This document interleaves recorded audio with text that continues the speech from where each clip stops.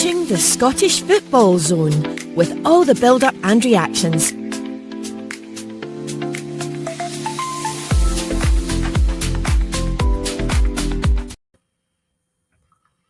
And we're back. Yeah. I think Robbie was on about 12 hours ago, so he's not long to recover. But I mean, it's great to have you back on, Robbie, and thanks for being on last night. It was a great show with you and Alex. Thank you to Laurie as well, by the way, for making a guest appearance. It was brilliant to have him on as well. I did notice it on the pre-show as well, so it was good to see Laurie back on as well. Aye, 100%. I just want to first of all talk about the two European games this week so far. Then we'll start off with Celtic. Then, in terms of the Celtic game, I did expect a draw. I said that to you on Wednesday night. Even I just felt like Celtic are not up to the standard, and I just felt like Red Star were going to be a very difficult nut to crack at home. Yeah, and that's pretty much how it played out. Celtic were good in parts of the game, not so good in other parts of the game. I think, as we said, I think a lot of Celtic fans would have taken a point before the match, but watching it, you could see that if Celtic can up their levels a little bit, and I think they are progressing game by game. It's obviously still quite early in the season, but I think if maybe Celtic were a few weeks or maybe a month in the future, they might have been able to win that match, because Red Star didn't look all that great. They did carry a threat in points, and they made it difficult for Celtic, but I think if you get a full firing Celtic team under Brendan Rodgers, then they look to take 3 points from that. But what a point away from home in a hostile atmosphere like that against a team who have started the season domestically certainly well, not in Europe obviously with that big upset against Paphos like Celtic against Kairat, but Champions League last season, Celtic will be happy with that. It was a good performance, especially from the defence. I thought all four of them were the standouts, and Kelechi and Nacho as well I thought was good. A moment of magic from him when he comes off the bench with the nice touch and finish. But definitely a lot of positives to take for Celtic, especially the full-backs. Kieran Tierney, I thought, had his best game since his return, and I thought Kobe Donovan was could have been up for man of the match. He was that good. So, yeah, a lot of positives for Celtic and a decent start. Yeah, I just want to. It was probably a bit rude of me, Robbie, but I've not heard you speak about last Friday night's match as well. That was some game to. Well, I didn't actually see it, Robbie, but I just seen the score and then I seen some minimum one in penalties. So a big day for you at the National Stadium to come. Aye, finally, in 12 years I've been waiting for this moment. It was a good match last Friday. I really enjoyed it, but from a neutral point of view, even I don't know if you managed to watch the match, but it was a very end-to-end game. I thought both teams went for it at points, which really made it enjoyable, and I'm just glad we get through. And we've got a very winnable tie now at Hampden against Motherwell, so I'm looking forward to that. But just in terms of Celtic, I agree with you, by the way, Ethan. I do think it's a positive point. I think there's a lot of positives to take for the match. Kobe Donovan was superb throughout the whole fixture. I thought he was really, really good. But it did feel like a chance missed on the other side, and maybe that's me being too critical of Celtic and Rodgers, and you're right, it is still very early on in the season, but just for the way Red Star played in the overall 90, I thought there was a real chance there for Celtic to go and take the game by the scruff of the neck and go and get the 3 points. So, you still look at that as a positive point, but at the end of the day, I think Rodgers will probably feel that probably is quite a bit of a chance wasted right there. Yeah, I think that's fair to say. Watching the game, that's how I felt. I felt that Red Star were there for the taking, but I didn't think Celtic would be capable of scoring, getting a goal. I thought they had nothing each written all over it for quite a while, but obviously Nacho gets the goal and then Arnautovic with the equaliser, a bit of a scrappy goal. But a point was probably a fair result for both teams. But I agree. I think if Celtic were in better form and were playing a little bit better, then they could have taken 3 points quite easily, I think. Yeah, to be fair, I just feel like it was a very good point, because I know that Celtic went 1-0 up, and they were well and there'll be a chance in the game. But I just feel like if you said to them, we're going away to Belgrade to get a point, and I think it's the last 70 matches at home, Belgrade have scored or won in those matches. But I think in terms of that, I think they'll be pretty happy. And I think as well that the fact that they've got Braga at home on Wednesday night as well, that that's a big chance for them to go to put down 4 points, because I think if you said to Brendan Rodgers 4 points from the first two games, I think you'd have snapped your hand off, especially with the squad at the moment, the way it is. I've not heard Brendan Rodgers speak at the moment, but we want to get Robbie's thoughts on Maeda, because I was very disappointed in Maeda on Wednesday night, Robbie. Aye, I mean, I think you could see with the team lineup what Rodgers was really trying to go for in the game. You know, there was a lot of pace in that attack for the off. I think you could see they wanted to keep possession at the back, but when you're going forward, trying to attack them quickly. Maeda was disappointing, and I think Maeda is a player that gets held up to such high standards the last season, you know, when he was flying in the striker position, and he was scoring a lot of goals. We forget sometimes that, you know, he's not a natural number 9. His best position, or what he's played in a lot of his careers, out in the wide areas. So, you know, he is a wide thinking player, but I agree with you. I think he was put another player that I don't know about you guys, I thought was extremely poor was Rio Hatate as well. I don't think he had a great game at all, to be honest with you. I thought he looked quite slow at times.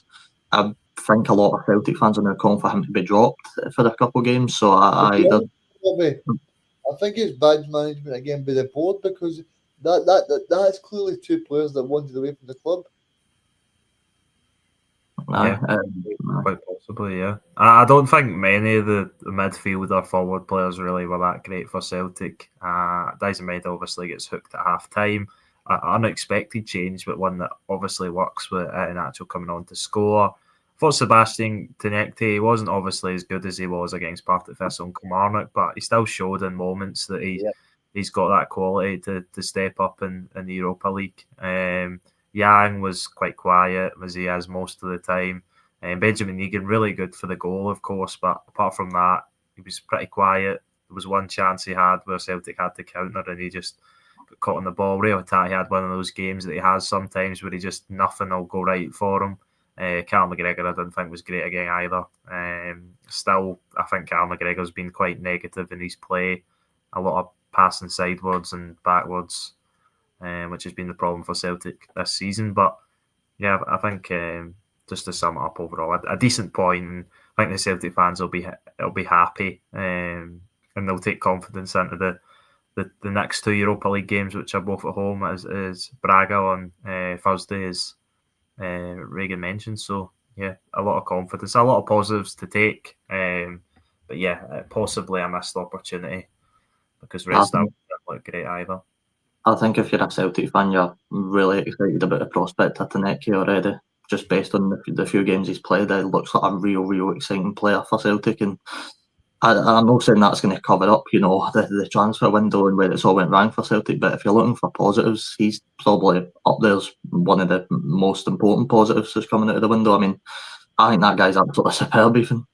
Yeah, exactly that. And you could make the case already he's Celtic's best attacker because no one else has really been doing it recently. Kelechi Iheanacho, I think, has surprised a lot of people and looked a lot better than we thought, because his last few spells have went pretty terribly. But obviously he knows Brendan Rodgers. Brendan Rodgers knows that he could have got a turn out of him. And he knows Kasper Schmeichel as well. So I'm sure Brendan Rodgers and Kasper Schmeichel will be making sure that he's on his toes and giving his best for Celtic. And so far, it seems he has. He's stepped up into massive moments. Sorry, guys, I'm just got them 4 points. I'm just reading some comments from Brendan Rodgers saying in the last hour or two that it's been difficult mentally for Maeda since the transfer window. And I just possibly wonder. I know people are talking about that he's not going to let it affect him and stuff like that, and he's a great professional. But I mean, for a player like that to be told that I think McGregor even mentioned it last week that he he packed away his locker and things like that. And I think for a player to then show his best on the pitch, it must be difficult for him. Yeah, definitely. And you do expect that, and I think we all see Daizen Maeda as someone who will try and give his best for Celtic, regardless of the fact that they blocked his move a way that he wanted. He is still going to give his all, but that doesn't always mean that it's going to work out. And Celtic have left themselves in a difficult scenario now. Sorry to come in again, Ethan, but Brendan Rodgers said again today that the club haven't used since February. So if the club haven't used since February, they should have sorted out to bring in at least 3 white players so that they could let Maeda go. Yeah, well, I think the thing is, I think that might have been why they brought in so many left wingers, because they expected Maeda to leave. And Maeda goes, then they've still got Balikwisha, Tenekte, and Jota on that left side. Obviously, the right side's not got as much numbers or quality, and they needed to replace Nicholas Kuhn, and they didn't. So, yeah, I really don't understand what they're doing. And obviously, I think we may as well just preview the Celtic Hibs game, because we're talking about. It'll be an interesting game. I think Celtic obviously go in as favourites at Celtic Park, but it will be interesting because there is that fan protest over the next 3 home matches, I believe it is, of not making noise, not singing. So I think the Celtic fans and the supporter groups feel like their message isn't getting across to the board, so they're going to keep trying, and I suppose that's all they can do until the board satisfy the supporters. And I don't know what would satisfy the supporters, but the only thing I would say to counter that, Ethan, and I'm all for free speech or whatever, freedom of expression, whatever you want to call it, Ethan, but I just feel like that this total silence might have a big impact on the players. Yeah, quite possibly. And the players I think have said that they need the fans, they want the fans, Yes. and you can understand why. And it's obviously a difficult scenario for everyone, because the fans want to show their support for the team while showing their discontent towards the board, and it's a very difficult thing to balance. And sorry, Ethan, I'm not been across the Green Brigade. I don't really pay attention to them. So what are they planning tomorrow? I think it's I'm not sure if it's the Green Brigade specifically. I think it probably is, but it's a 3-match periods of time in each game. I think it's like maybe 12 minutes one game, 30 minutes another game, 20 something minutes another game, something like that. Over the next 3 home games, there'll be no singing for that period. So that's the protest they're going for, and I'm guessing they're hoping that the rest of the Celtic Park will join in on that, and there'll be silence. Obviously, apart from the away fans at the ground, which they'll have a chance to really make themselves heard in the periods. But it will be interesting to see how many fans sort of go along with that. Some will obviously not. Well, I can say right here, right now, that I'll definitely be cheering and singing if a goal goes in tomorrow. I think they'll be cheering if a goal goes in. I'm not sure if the fans are forcing themselves to refrain from cheering, but I think it's just the sort of general singing that the Green Brigade and the boys, as the other group, bring to the stadium. So yeah, and it'll be a difficult game. On you go, Robbie. I was just to say, what a protest that would be if the Celtic fans didn't stand up and cheer when the team scored.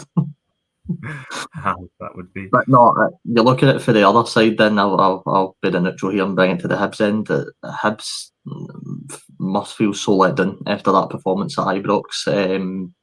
Really, really bad game for their point of view, and I don't think either team was excellent, to be honest with you, over the course of the 90. I thought Rangers just got the job done. Now you face the other side in another tough away test. And again, they're going to need to sharpen up defensively, because it's been Hibs' biggest weakness this season so far in Europe and in the league. They're struggling to stop conceding goals. So when you're coming up against Celtic, who are going to be so good over the 90, I'd assume, then they're going to need to sharpen up a bit. Yeah, exactly. Well, the key takeaway for me, guys, I don't know if you've seen it, but David Gray said that the fact that the Hibs players knew about the protests and stuff like that. He thinks it played on their minds. The fact that they knew that it was going to be so hostile against the home team. So, That's so I'm sure David Gray will be trying to work on things because I'm sure there'll be protests tomorrow and they need to deal with it better. that is non. If that's true and the players genuinely felt frightened by going to Ibrox or scared to go into a hostile environment, that's a load of nonsense. Players need to step up to that. I think players on the opposite side need to embrace that and try and attack teams. David Gray mentioned that after the Rangers, the Rangers match said in the press conference that basically that because of the talk about the whole atmosphere throughout the full week, possibly that might have played a part in the match. In my opinion, that's a poor excuse for David Gray, to be honest with you. Players should be stepping up to that type of atmosphere. Players should be making it hard for Rangers. This shouldn't be a case of they're feeling intimidated going to Ibrox because of hostile atmosphere. They should be trying to make it intimidating for the Rangers players. We've seen before when Celtic, I remember when Celtic banned one of the fan groups, I can't remember what one, so I'll know say what one, and they were going to play us, and I remember we tried to make it intimidating for them because that's what you need to do. When stuff isn't going well at these clubs, you need to go away and get in their faces and make it intimidating for them. Go and show your own. If Hibs have any chance of trying to get something out of this game at the weekend, they need to get in Celtic's face for the day off. They can't afford to sit back and be so open defensively again because Celtic can pick you apart.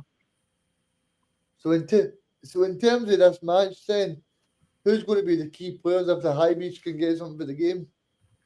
I think Martin Boyle, obviously, he had his goal chopped off at Ibrox last weekend, for rightfully so, I'll say, for handball. Kieran Bowie had a really disappointing game at Ibrox, but so did most of the Hibs players, and I completely agree with Robbie. I think that is David Gray making up sort of excuses because his team just weren't good enough on the day. And watching the game, I was thinking this is apart from Celtic, this is one of the worst performances I've seen from any team against Rangers this season, because Rangers have been a very easy team to play against and Hibs made life difficult for themselves. Rangers weren't great. They were better than they had been and they got the job done. Obviously through to the semi-final, they'll play against Celtic at Hampden. But yeah, Hibs need to bounce back. They've dropped. Obviously that game didn't have points, but they've lost that one. They've drawn more games in the league than they would like. I think the gap between themselves and Hearts and Celtic is wider than they would have liked. So it's a chance to go to Celtic Park and really put stake a claim and say, right, we are a really solid team in this league that's going to be on the upper ends of it. And I was just sorry, I was going to read out the full details of the Celtic sort of protest. It's from the Celtic fans collective. As the Celtic board continue to ignore the concerns of the Celtic support, we are launching a free match home package which reflects their silence. So Hibs at home be 12 minutes, Braga at home 29 minutes, Motherwell at home 32 minutes. The silences are designed to reinforce the importance of Celtic fans to Celtic Football Club by demonstrating how a silent stadium is in nobody's interest. We hope that the silent package may be called off at any point should reasonable progress be made by Celtic Football Club engaging in credible communication with supporters or there being movement in personnel from the Celtic board. The Celtic board cannot continue to commodify our passion while ignoring our concerns. I think that's very well put, actually.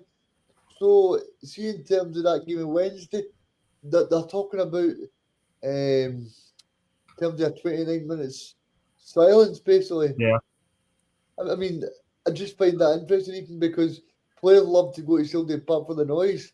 I think the Braga players will like, what is going on here?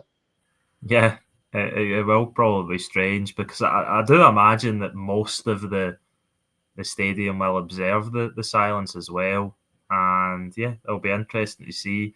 And then I imagine after the 29 minutes, there'll be a loud roar and the fans will get back into their voice and show the difference of a lack of fans being there. Because we've seen Ibrox this season, and I know it's always kind of a difference. But there's been a lot of the last two games, especially. There's been loads of empty parts of the stadium, and it does make a difference. And I know for Rangers, possibly on the pitch, it makes a positive difference because there's less fans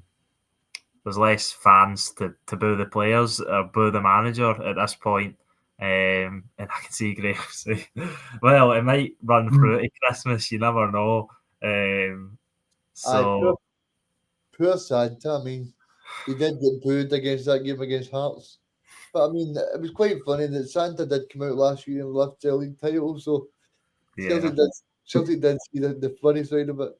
Ethan, who did you say the third game was against? Was it Motherwell at home? Motherwell at home, yeah. I think that's Celtic's next three matches. Sorry, I think are all home, and they're all over the next week or so. So I know you guys were talking about, it will be a weird atmosphere at Celtic Park, and you're right, Reagan. Teams they like to go to Celtic to face the atmosphere and they enjoy that. But if I'm Jens Berthel Askew, I'm the Braga manager, I'm David Gray, I'm wanting my players to go and make the most of that. I know Hibs are only getting 12 minutes here. Braga obviously getting a lot longer than Motherwell. If actions no take, will get longer than that. If I'm any of these managers, I'm wanting my players to go and embrace that and go and try and take the game to Celtic. Don't be feared for that. Don't make that a strange atmosphere. But take that to them. To go and get in their faces and try and get something for the game, because it will be a weird atmosphere. But that's that's an interesting point, because I didn't actually hear what you said about the Motherwell game. Even so is it 32 minutes for the Motherwell game, 29 for Braga, so only 3 minutes more, but it's still was well over most of the first half. So yeah, that's a long time, eh? Yeah. So have you guys got a prediction for this game, Celtic against Hibs? I'm going to go with 3-1 Celtic. You just beat me to it. I was going to say 3-1, but I need to change it now. I'll go 5-0 to Celtic. I'll go 4-0 then. 4-0. I'm not that confident. I think Hibs are coming with something to prove. I think they'll be okay. I think it'll be a difficult game for Celtic, but I think they will win by a goal or two. I think it's though that the Hibs fans were saying that before the Ibrox game as well, that they were going there with something to prove, and it just didn't go well. I mean, any capable team would have beat that Hibs team probably by more than 2 goals. So. Yeah, quite possibly. Yeah, I mean, so in terms of the Celtic squad, I mean, it'll be interesting to see Paneke and Ian Axel make their home debuts as well. Yeah, a good point. Yeah, I'm sure both of them will get a good reception because they both started to life in Glasgow really well. I wonder if maybe he starts Michelangelo Wisha and gives him the chance to start off the left, because apart from Ibrox, where he was really quiet. Terrible, yep. Yeah, quiet's probably been generous. He's not really done much in his Celtic career, so yeah, Brendan Rodgers are wanting to get him fit and firing as well. What about Colby Donovan? I think he's got to start again, isn't he? They can't drop him. I know Anthony Ralston was back fit for the game the other night, but I think Colby Donovan, is undroppable at the moment until Alistair Johnston comes back from injury or Colby Donovan drops his levels of form. Then I don't see why he wouldn't start again. Yeah, I mean, I'm just totally interested because surely now that makes Donovan the number 2 right back when Johnson's back fit, because no disrespect to Ralston, but I want to see the Scottish young talent be a permanent in the squad. Yeah, me and Alex were actually talking about this last night, and obviously you guys watch him a lot. Can Donovan play at centre back? I think he plays. I've seen him play right centre back for the under 21s, but that's in a back 3, so that's a little bit different. He is quite tall though, so possibly, but I think right back's obviously his preferred position. I did see Peter Grant say that on the radio the other night, Robbie. Aye, well, funnily enough, we were talking about the Scotland squad, and obviously we line up with a back 3 in Scotland. So if he's ever going to get a shout of maybe getting in that squad, then right centre back might be the sort of preferred destination for him in the future, which I don't think I'd be mad at, to be honest. Yeah, that would. Yeah, I think in terms of what Celtic are doing at the moment, I think Celtic are doing pretty well in Scotland, but I think in general, I think things are okay, but I think the Celtic board now need to speak up because it's okay asking these questions to Brendan, but Brendan can only do so much. Yeah. I don't think I've ever felt as bad for a Celtic manager than I have Brendan, because every press conference it's the same type of questions he's getting, and rightfully so can't answer most of them because it's no his fault. It's the board that should be getting asked these questions. Obviously they're not, and they're speaking in silence and they're not saying anything to the Celtic fans, and that fires right back to the manager, and that's why I feel bad for him. That I love that he's handling it in the best way possible, but you do just feel bad at a point for somebody like Brendan Rodgers because he's getting some questions that are just impossible for him to even try and answer. See, in terms of Donovan, right? Say Johnson is fit, but Donovan is playing really well. See, this point here, I think it's a good point because say Donovan's playing really well. He's put a man in the match performance in against Braga and then Motherwell. Surely you've got to say, well, it's Donovan's jersey to lose. And I know Johnson's a good player and stuff like that, but I think it'd be so bad if straight away if Johnson's back, then he just plays straight away. Yeah, possibly, but I think Kobe Donovan. I think he's got a lot of talent, but I think he would have to. I think he would have to do really, really well to keep Alistair Johnston at the team, because Alistair Johnston, I think, is one of Celtic's best players when he's playing. He obviously plays for the Canadian national team. He's played in a Copa America semi-final or final they got to in the recent tournament. So yeah, he's a top player. So there would be no shame in Kobe Donovan getting displaced by him. But as Ryan says, if he can perform well and turn in performances like he did in Belgrade on a regular basis, then there's no reason why he can't compete with Johnston. And if Johnston has a bad game, then maybe he's in. And we don't know how long Johnston's out for. I think his recovery's going well, he was saying, and Brendan Rodgers was saying. So that's good for a Celtic point of view. And I think it possibly does spell the end for Ralston if Kobe Donovan can continue his form. Yeah, and obviously, in terms of this match tomorrow, we've spoke about it, but I just hope the fans can get right behind the players. And in terms of Celtic, I think if Celtic go 12 points ahead of Rangers tomorrow, then it becomes a massive game on Sunday as well. Yeah, exactly. So now I think now we'll move on to touch on the Rangers game last night, and then a little bit about Rangers going away to the Tony Macaroni Stadium to play David Martindale side on Sunday. So take it away, guys. I mean, I've never seen a defence so open than I did last night. It was shocking the way Rangers defended. I mean, sure, every manager that's taking them on now's got to fancy their chances. I mean, David Martindale must be licking his lips at that back line, because he gets any sort of service up that top end of the pitch in a quick transition, and they're going to break Rangers down fairly easily. After the game last night, I'd be really interested to see Russel Martin's team selection. I think there's players in that Rangers team that should not be playing. Mikey Moore, probably front runner for that. I thought he's had a horrendous time at Rangers so far, and I don't think it's all been entirely his fault. I think he is, getting chucked into a very hostile place. His decision making at times is so slow. He's making the wrong type of passes at the wrong times. You've got Chamiti up there, didn't hit a shot after 60 minutes, I think, when they get took off. You've so many players in that Rangers team that could easily be dropped. So it's a really big game for Russell Martin in terms of team selection, and in terms of his managerial career as well. I mean, every single time Rangers drop points or they take a loss, it's always when's it going to go. I don't think I'd be too far-fetched in saying if he loses this Sunday, it might just be time where the board need to take action. I mean, I'm pretty sure the owner was at the game last night, and if he can watch that performance and still fully back Martin, then I'd be interested to hear his thinking behind that, because I don't think any Rangers fan sitting in there still believes Martin has the power to turn this around. And Yeah. I think as well, guys, you could even see on the commentary last night with Emma Dodds, Alan Hutton, and Alan McCoy. I don't think they three are Rangers supporters, but they're trying the best in the media to be non-biased or whatever else. But you can clearly see that they're trying to be nice about it, and they know that the Rangers fans won't accept.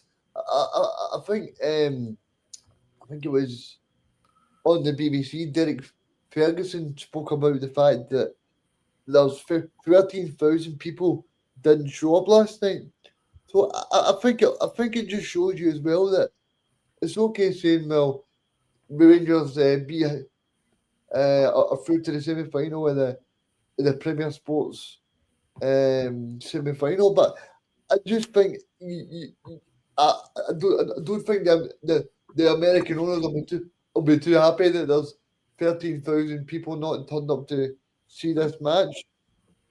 Yeah, exactly that, and it shows that large parts of the Rangers support want Martin gone. They feel like he's run his course at Ibrox, and I think that's a completely fair opinion. I think I said last week that I thought they would lose to Hibs, and I thought he would lose his job after that. Obviously, they did win, and they progress, and I thought they would win during the week, because I think it was possibly a case of the players not giving their best for the manager, not really buying into what he's doing. But when it comes to those Europa League games where ultimately that's where players get their move from, a Rangers is performing in the European stage, not the sort of games at the in the league for the most part. So that's why I could see them sort of winning. Obviously, they were unlucky in certain aspects of the game last night,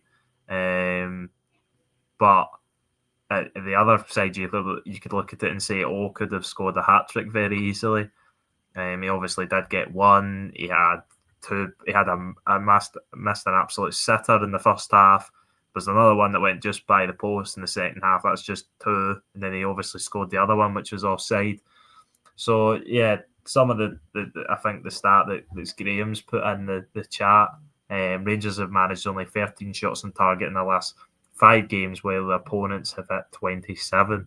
So, that is a worrying stat. And another thing that I've just realised, that if Rangers were to pick up a point on Sunday at Livingston, then that would improve their point per game ratio in the Scottish Premiership, which is just a crazy thing to say when we're this amount, going to be 6 games into a season.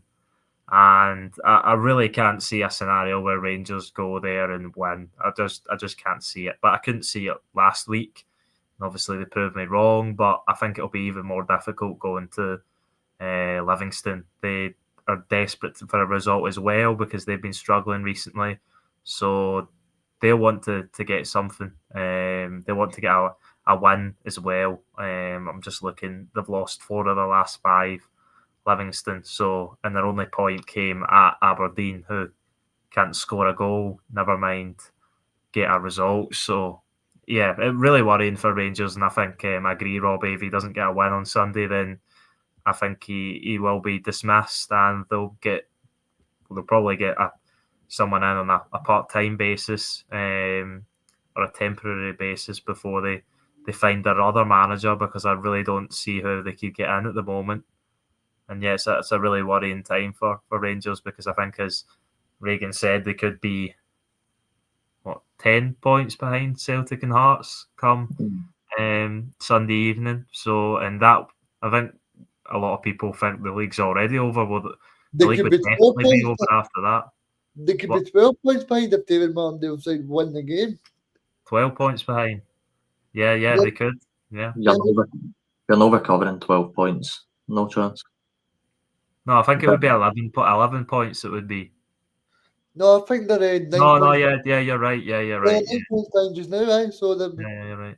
If Livingston beat them, then it would be 12. So 12,919 fans never showed up to Rangers Europa League tie. That's just based on some quick research I've done, but I'm sure it'll be far after that mark. Rangers growing up, we know they've always been notorious for being good in Europe and showing up in Europe, and the atmosphere's always been top class in these big games, and they've always shown up. They've always found a way to get the win. I think yesterday was the first time I've ever watched Rangers in Europe and went, they don't look the same as they ever have done in these competitions, and they're travelling away to a tough away ground. You're right, Ethan Livingston are exactly playing like wall beaters right now. They conceded 3 goals to Dundee, which, no offence to Dundee, by the way, because I don't want to jinx us for them tomorrow, but they're not exactly a notorious goal scoring threat right now. So to score 3 goals is pretty impressive against what I like to think is a well defensive Livi side at times. Rangers need to win at the weekend, and I think you're right though. I don't see a world in which to do, and it does call the end for Russel Martin. I'll tell you a quick story. Right, I was sitting last night playing the UFC game with my mates, right, and we were just sitting there, and I was thinking in my head, what if Russel Martin gets sacked after the semi-finals? Let's just say Rangers get through, right, but it doesn't improve before the final. It's Rangers St Mirren in the final. Russell Martin gets sacked. Stephen Robinson takes the Rangers job and then beats St Mirren in the final. No, that's probably the worst scenario that was going through my head. And the more drop points Rangers take, and the more bad losses they take, I always think Robinson's next up in the Rangers managerial hot seat. And who do you think the Rangers fans would accept? Because Sean that's something that I'm sort of contemplating, right? Because people say Sean Dyche is a boring manager, he's defensive. So do you think Rangers fans would accept him?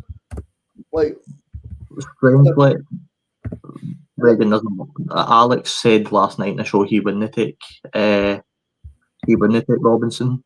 I don't know if he'd take Dyche, but I think that's a lot of the thinking for the Rangers fans. And what I would say is I think Robinson would be a bit more dynamic than Dyche would be. I think Dyche is a very defensive, practical coach. And I'm not trying to say here, by the way, Robinson's like a 10 times better coach than Sean Dyche. Sean Dyche managed some big players, but I don't think Robinson would be a bad appointment in my opinion.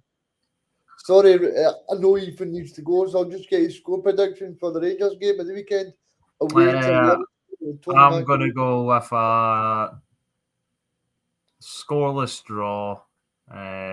Nothing each. I think Livingston will play for the point, and Rangers won't be able to break them down. And I think it'll be a decent point for Livingston, and the last one for Russell Martin. I think I'm going to go for Livingston 1, Rangers 0. And do you know what I'm going to go with?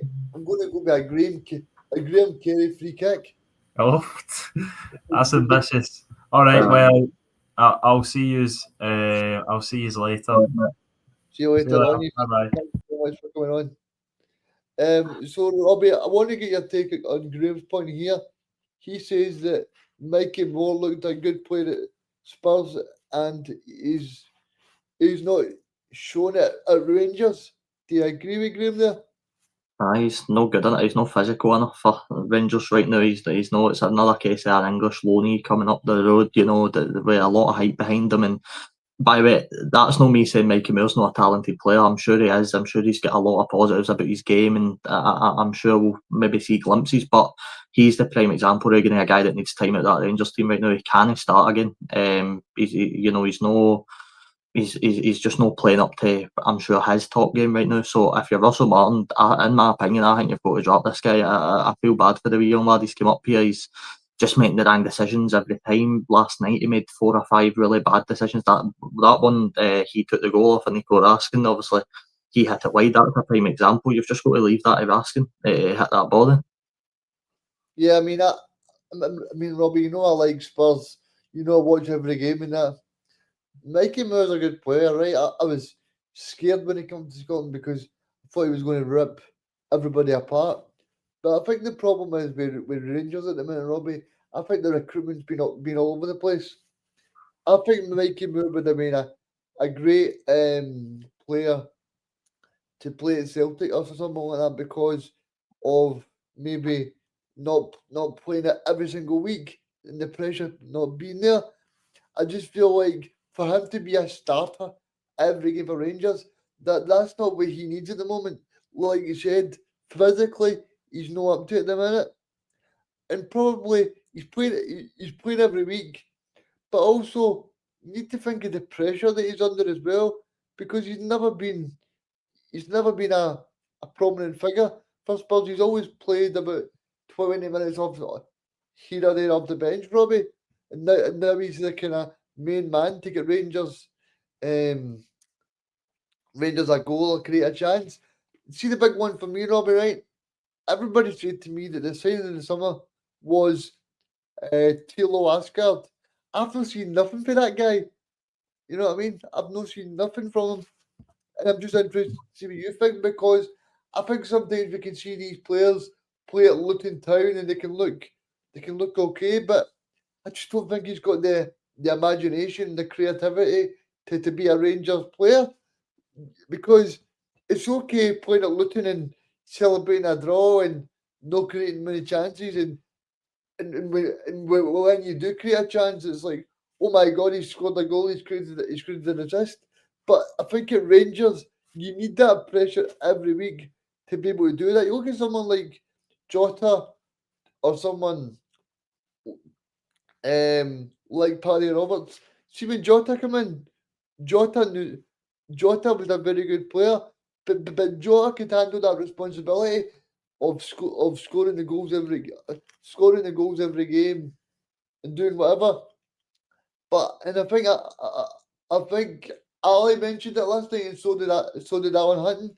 In terms of, it's okay saying, right, if you get the mentality to play for Rangers and stuff like that, but I just think that sometimes you don't really know about a player until you actually see him. It's okay, Russell Martin phoning Joe Rodwell and going, okay, Joe, this is going to be a great chance. I just feel like, Robbie, this is another manager and another bunch of players that underestimate just how good Scottish football is. Aye, I mean, your point on Tello Asgard is very interesting. You're right. Last night he was so lazy. He was just jogging about the pitch. He wasn't picking up his man. He was just looked so out of it. And it's weird, right? Because Tello Asgard is a guy, you're right, at Luton, he can maybe take a point and go, aye, that's decent. Watch him on the international stage a few weeks ago. He scored 4, and I don't care who you're playing. I think it was Moldova. It doesn't matter. Still scoring 4 goals in a professional game of football is impressive, no matter what standard you're at. Nico Raskin, another one. Didn't set the head, the heads alight last night. He wasn't great. International duty. Kevin De Bruyne was out in the press calling him one of the best up and coming Belgian midfielders. These players, they've got quality. As mental as it is to say with the way they're playing today, they've got a lot of quality. There's players in there that know how to win games. In my opinion, it's the coach. It's the coaching team that are letting this group of players down, in my books. Yeah, Robbie, do you believe that Rangers have got a good squad? Because for me, I think they've got a decent squad, but I just think that there's been a real mismanage on recruitment. Yeah, they don't have a great squad, by the way. I'm not saying that, they've got world beaters and they've got teams that can, challenge for leagues and, compete well in Europe. They've got players that can compete in Europe and do well in the league, and I definitely think they've got glimpses in that squad. Jack Butland, Nico Raskin is a really good player. I believe that Bodan Miovski, a guy that didn't even start last night, bizarrely after scoring against Hibs, I believe he's a really good player. There's glimpses in that team. That's another thing as well, Robbie, right? Now, see if you have a really good performance on this show, Robbie. I make sure I reward you, Robbie, and bring you on in Sunday or whatever. But I mean, surely to God, he must be sitting in the dressing room going, right, okay, I've scored against Hibs, I've saved the manager's job. Surely I can get a start on Thursday against Genk. Aye. Bojan should have been starting. The fact, you know what, it's not even for me, right? And I never like biting players off Reagan so quickly. It's not even the fact Trimity started the game because he's £8 million. I expect him to start. It's the fact he's not hit a single shot. That's a bizarre point for me. How is this guy not hitting a shot in like 60 minutes of football? It's baffling to me. It really is. I think a lot of it goes down to farewell the recruitment guy, Robbie, because people can say, right, he's a guru. I've heard that they've seen this so many times. He's a football scouting guru, right? No, I tell you, Farewell was brought in because the Dutch guy, his name escapes me, but Rangers weren't happy with the recruitment, and I just feel like if they could have stuck around with, say, Barry Ferguson, Neil McCann, they would have known the players that Rangers were needed. And I just feel like as well, Robbie, I think there's so much a lack of experience in the team. Who's the leaders? Who are they? Yeah, you're spot on. Barry Ferguson said in his own words, quote unquote, I was looking at Shankland and Mulligan. There was another player, and his name's been in my head. Barry said at the time, after that job, after they got released to his duties, he was going to go and sign A, B, and C, and they would have worked better than the signings they've got now. I made Alex very. I think it was Stephen Kingsley. Yeah, aye, but it was a player like that, and look, they would have worked it better than the squad we've got now. How many times last night, Reagan, did Ali McCoy's point out the left back spot and how disastrous that was for Magoma? I mean, he was playing like a DM half the game. Yeah, and I think as well, we can speak about the manager, right, Robbie? The manager can only do so much, but do you think that if the manager has changed, that these players can really win the league? Because I certainly don't. Well, I don't know, but back to Graham's point there that he just put in the comments, you know, at the end of the day, it doesn't matter who Rangers have up front. Right now, none of the strikers are getting creativity and put in front of them, getting chances put in front of them. But I think, in my opinion, Reagan, it's down to the manager. At the end of the day, it is. It's his tactics. They're just so bad to watch. They're really, really poor. But also, Robbie, I mean, you talk about Chimiti there. That's a guy who scored a goal for 2 years. Aye, I mean, according to Russel Martin, these players are world beaters in training. You know, you can look good in training, and Graham, I do take your point by the way, and I agree with it. As I just said, I think it is the manager.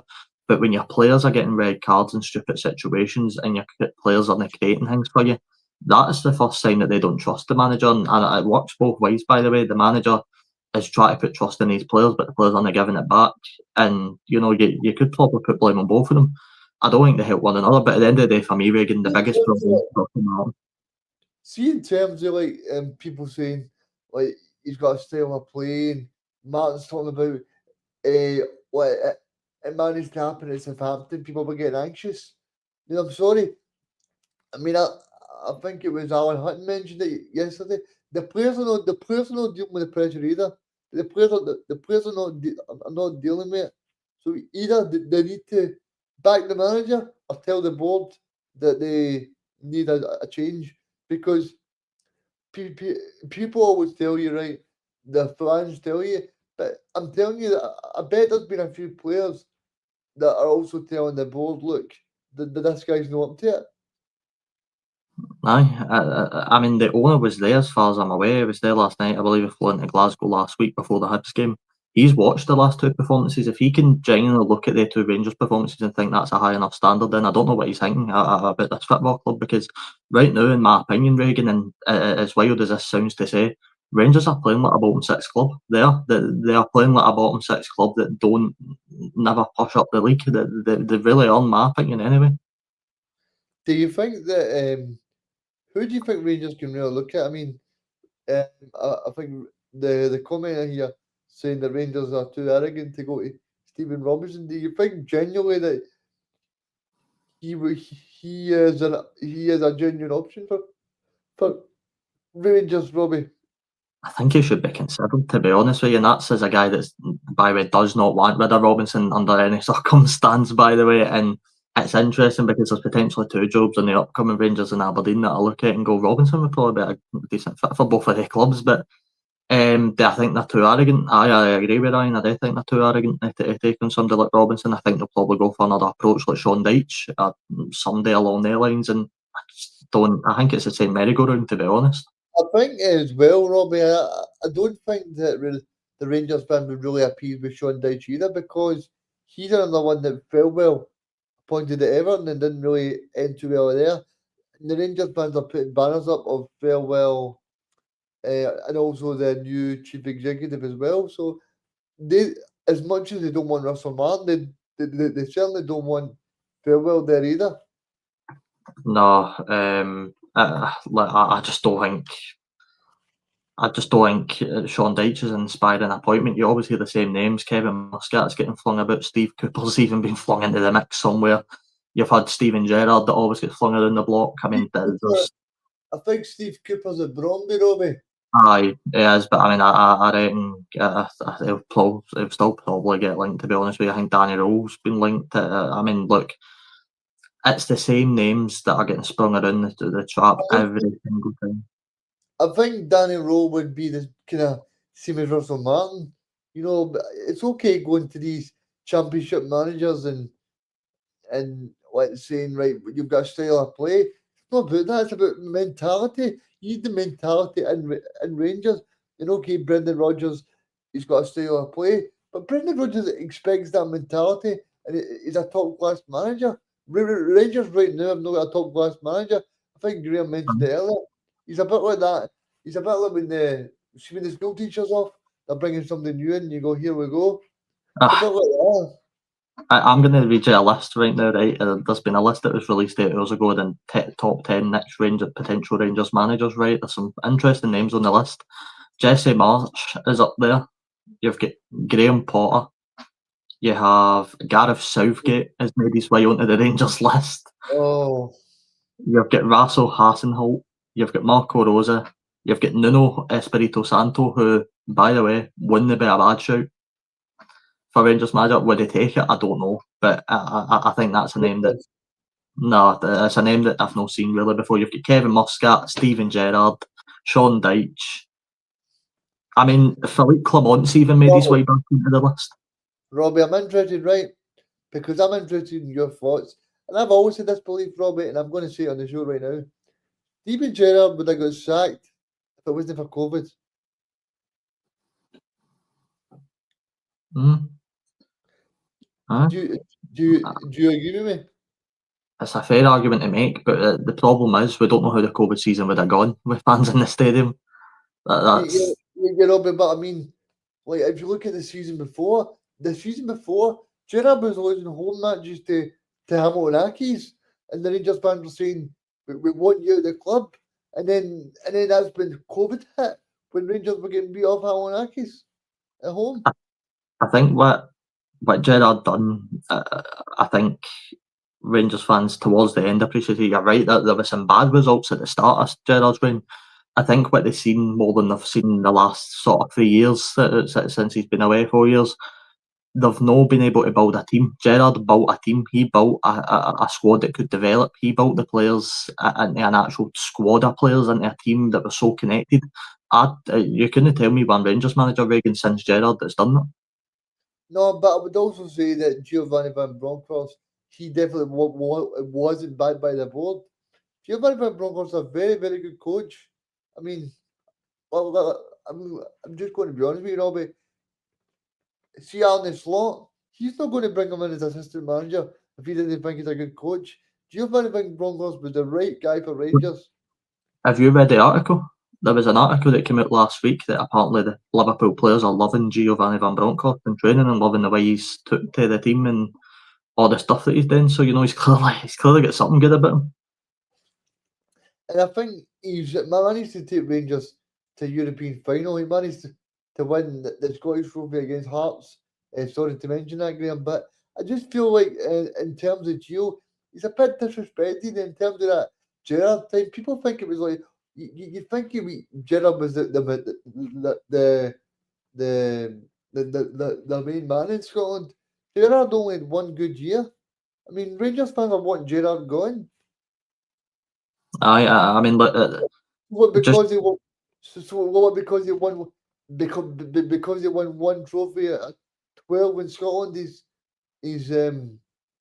now some sort of brilliant manager. Callum Davidson won 2 trophies.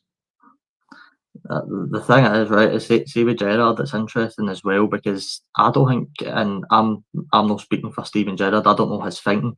If I'm Gerrard, I'm looking at that Rangers team and go, why would I want to ruin any reputation I had with that club by going back into that? Because some of the names on this list, let me just read you a couple more, right? Lee Carsley's on the list, Barry Ferguson, Michael Carrick, Stephen Naismith's on the list, Michael Beale's managed to make his way on, John McGlynn, Stephen Davis. There is so many names on this list that you just look at and are so uninspiring. Who would you take as realistic, Robbie? Because for me, Rangers need somebody with a mentality that is spot on, and I think Stephen Robinson and a Barry Ferguson would be perfect. Aye, but honestly, right, if I had to make a prediction right now, and it will become a question soon because I do think Martin will be sacked eventually. The next Rangers manager in my books will be Steven Gerrard or Sean Dyche. That's if I had to pick two that list that I've just read there, it'll be either of they two. And by the way, I don't think that's the best case scenario. That's not what I'd take if I was a Rangers fan. But that's who I think they'll go for as the next guy. Do you think the board need to get some sound voices round them? Because I think even from the get go, I think Martin was on the back foot because people said, well, the board knew him from the championship because he beat the Leeds team 1-0. But I think it's important as well to know the waters of Scottish football. Aye, that's it. Yeah, you need to learn how to beat these Scottish football clubs. Of course, the separate issues. Martin's not been able to crack it in Europe either. He's took some really bad hammerings. But the first thing Rangers want is to compete in the league. That's their goal. For Rangers fans right now, it's try to get back to getting close to Celtic, and they're nowhere near Celtic, by the way, right now. So the next managerial appointment needs to know how to at least get seconds, because let's be honest, the talk about Hearts maybe challenging for seconds growing more and more as the weeks go on. Like if they lose to Livingston at the weekend, see if Hearts manage to win their game, the talk about Hearts finishing above Rangers will skyrocket.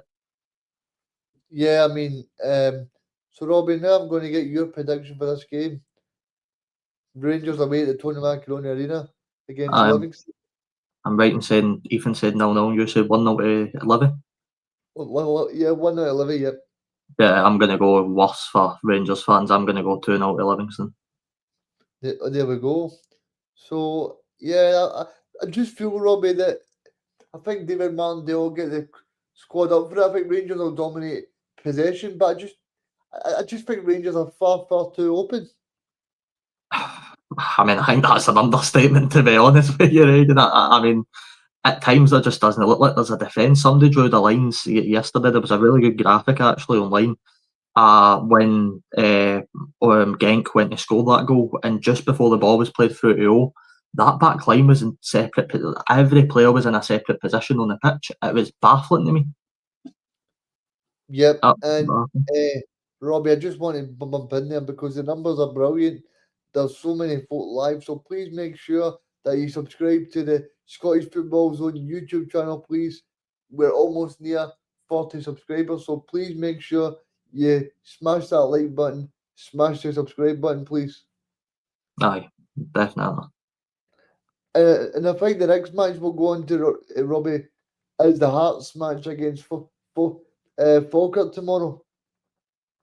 Aye, I mean, these matches are tough to call because you look at this match when the fixture was first made and you go, all right, that's where Hearts are going to pick up 3 points in there. You know, they're probably going to dominate the game, probably get a few goals. Falkirk have done no bad since they've returned back up here. Obviously, recently just drew 2-2 with Hibs in a game that had a wee bit of controversy surrounded in it. Obviously, I got to watch them a couple of weeks ago when they played against us.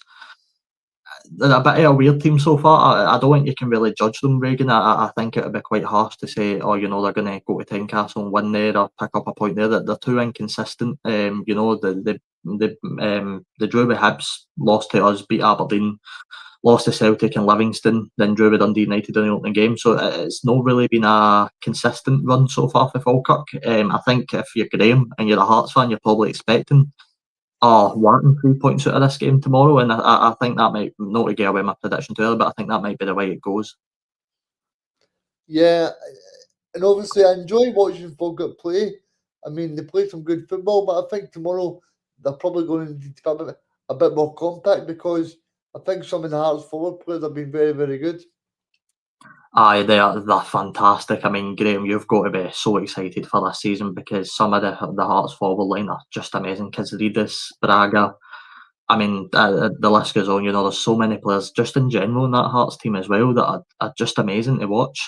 They look like a really good team. Derek McInnes has settled in very nicely. Another guy, by the way, that Rangers probably could have took a hit on at one point. I mean, look, everything for Hearts has gone the right way, and the question I'd asked is, why could Hearts not finish second this season? Why could it not be their year? Why could they not finally break the ice in that sort of sector? Yeah, and I did hear Derek McInnes on another Scottish show on Monday, Robbie, and he did mention that if Hearts are doing well in January, he did say that he would speak to the owners about possibly trying to improve the squad. Aye, and they've already got a squad of about 31, 32. I mean, it's a very big squad. Up there he is. Manny Still. All right. All right, Graham, how you doing? Evening, lads. You all right? Aye, no doing well. I'm just talking about the match tomorrow. Like, in terms of the Graham game, what are you thinking ahead of it? Well, I'll be there. I'm going to the game, and I'm actually quite confident. I probably shouldn't be, but I'm very confident with how Hearts are playing. I think that win at Ibrox was massive. We had to win that game, make a statement. And I think, Falkirk the other night against Hibs, going 2-0 down, but they did well to come back. But I just think at Tynecastle, the way that Hearts are playing, we've got to keep building momentum. I am actually very confident for this game. Graham, Hearts are 3 games unbeaten now. The next sort of fixtures are big, Falkirk at home, then obviously you're going to Derby. How confident are you that the run could just keep going? I mean, you're looking at the next big test, a really big test. Obviously, you take the Derby occasion into it, but Celtic at home coming up in the 26th. Hearts should be feeling confident to go on a really big run here and just keep going.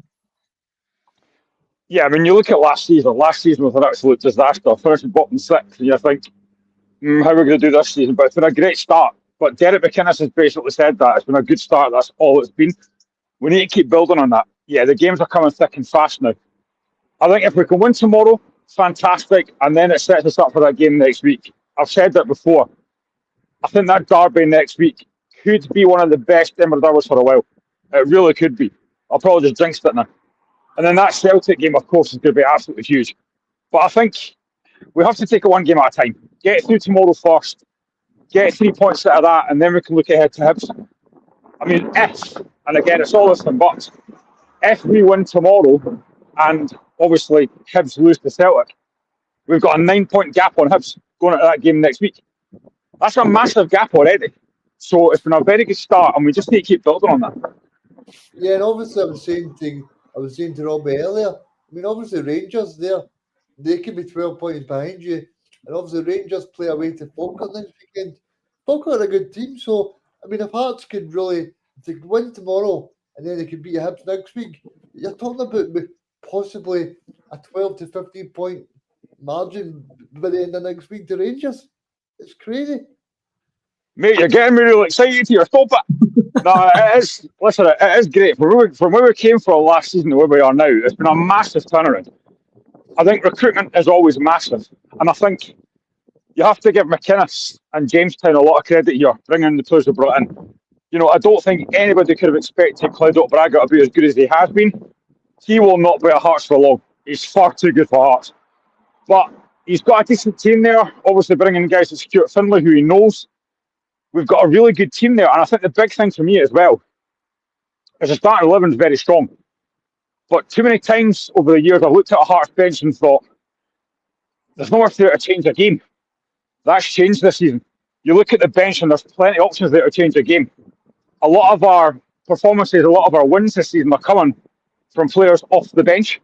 So it's making a huge, huge difference. So yeah, I think you've got to give everybody at Hearts credit. But as I reiterate, it's what the manager said, it's only a good start. We have to keep building on that. There's no point in winning at Ibrox and then not winning tomorrow. Yeah, and I think in general, I think like you said there, I mean, to get the manager right, to bring him in, and then to get the recruitment spot on, you've got to pay the club a lot of credit there. Absolutely. And also the whole Tony Bloom thing as well has been, it's just been very positive news from Hearts just now, but you know there's a kick coming somewhere. You just know it's going to happen. But it's such a great start. Hearts fans are excited. Hearts fans are buzzing for games like tomorrow. There'll be a decent crowd tomorrow as well. I just think Derek McInnes, every interview that I've heard, I think he just comes across, he knows what he's doing. He's a very good manager, he knows what he's doing. He doesn't get too up or too down. When he's had to be critical, he has been, though it's not been much this season so far. He's just got that team playing. I think he's got to play the way he wants us to. There's still a lot more to come from this team as well. Like, it's very early in the season. I think there's still a lot more to come. So, sorry, Ray, I was just going to ask, in terms of tomorrow then, Falkirk, where do you think the game will be won and lost? But do you think the team changes much from Ibrox? So? I was thinking about this. I actually don't think I would change it. The only potential change might be right back, because Christian Grevink is back. But apart from that, I don't think I'd change it. Why change one in the team? I'd probably keep it very much similar. I think where the game will be won is, I think we have to show what we did at Ibrox and really press and really take the game to Falkirk from the first minute. Because that's what we're doing as Rangers and it worked. If we do that, ideally we'd love to score an early goal. That would help. But I think, having watched Falkirk against Hibs, they've got threat going forward. Arfield came off the bench, looked dangerous. Dylan Tate's a really good player. They've got good players. But I think on paper, we've got a far stronger side than them. Yeah, I think as well, Graham. I think the fact there's positivity there. I mean, I've not seen positivity like this from Hearts for a long time.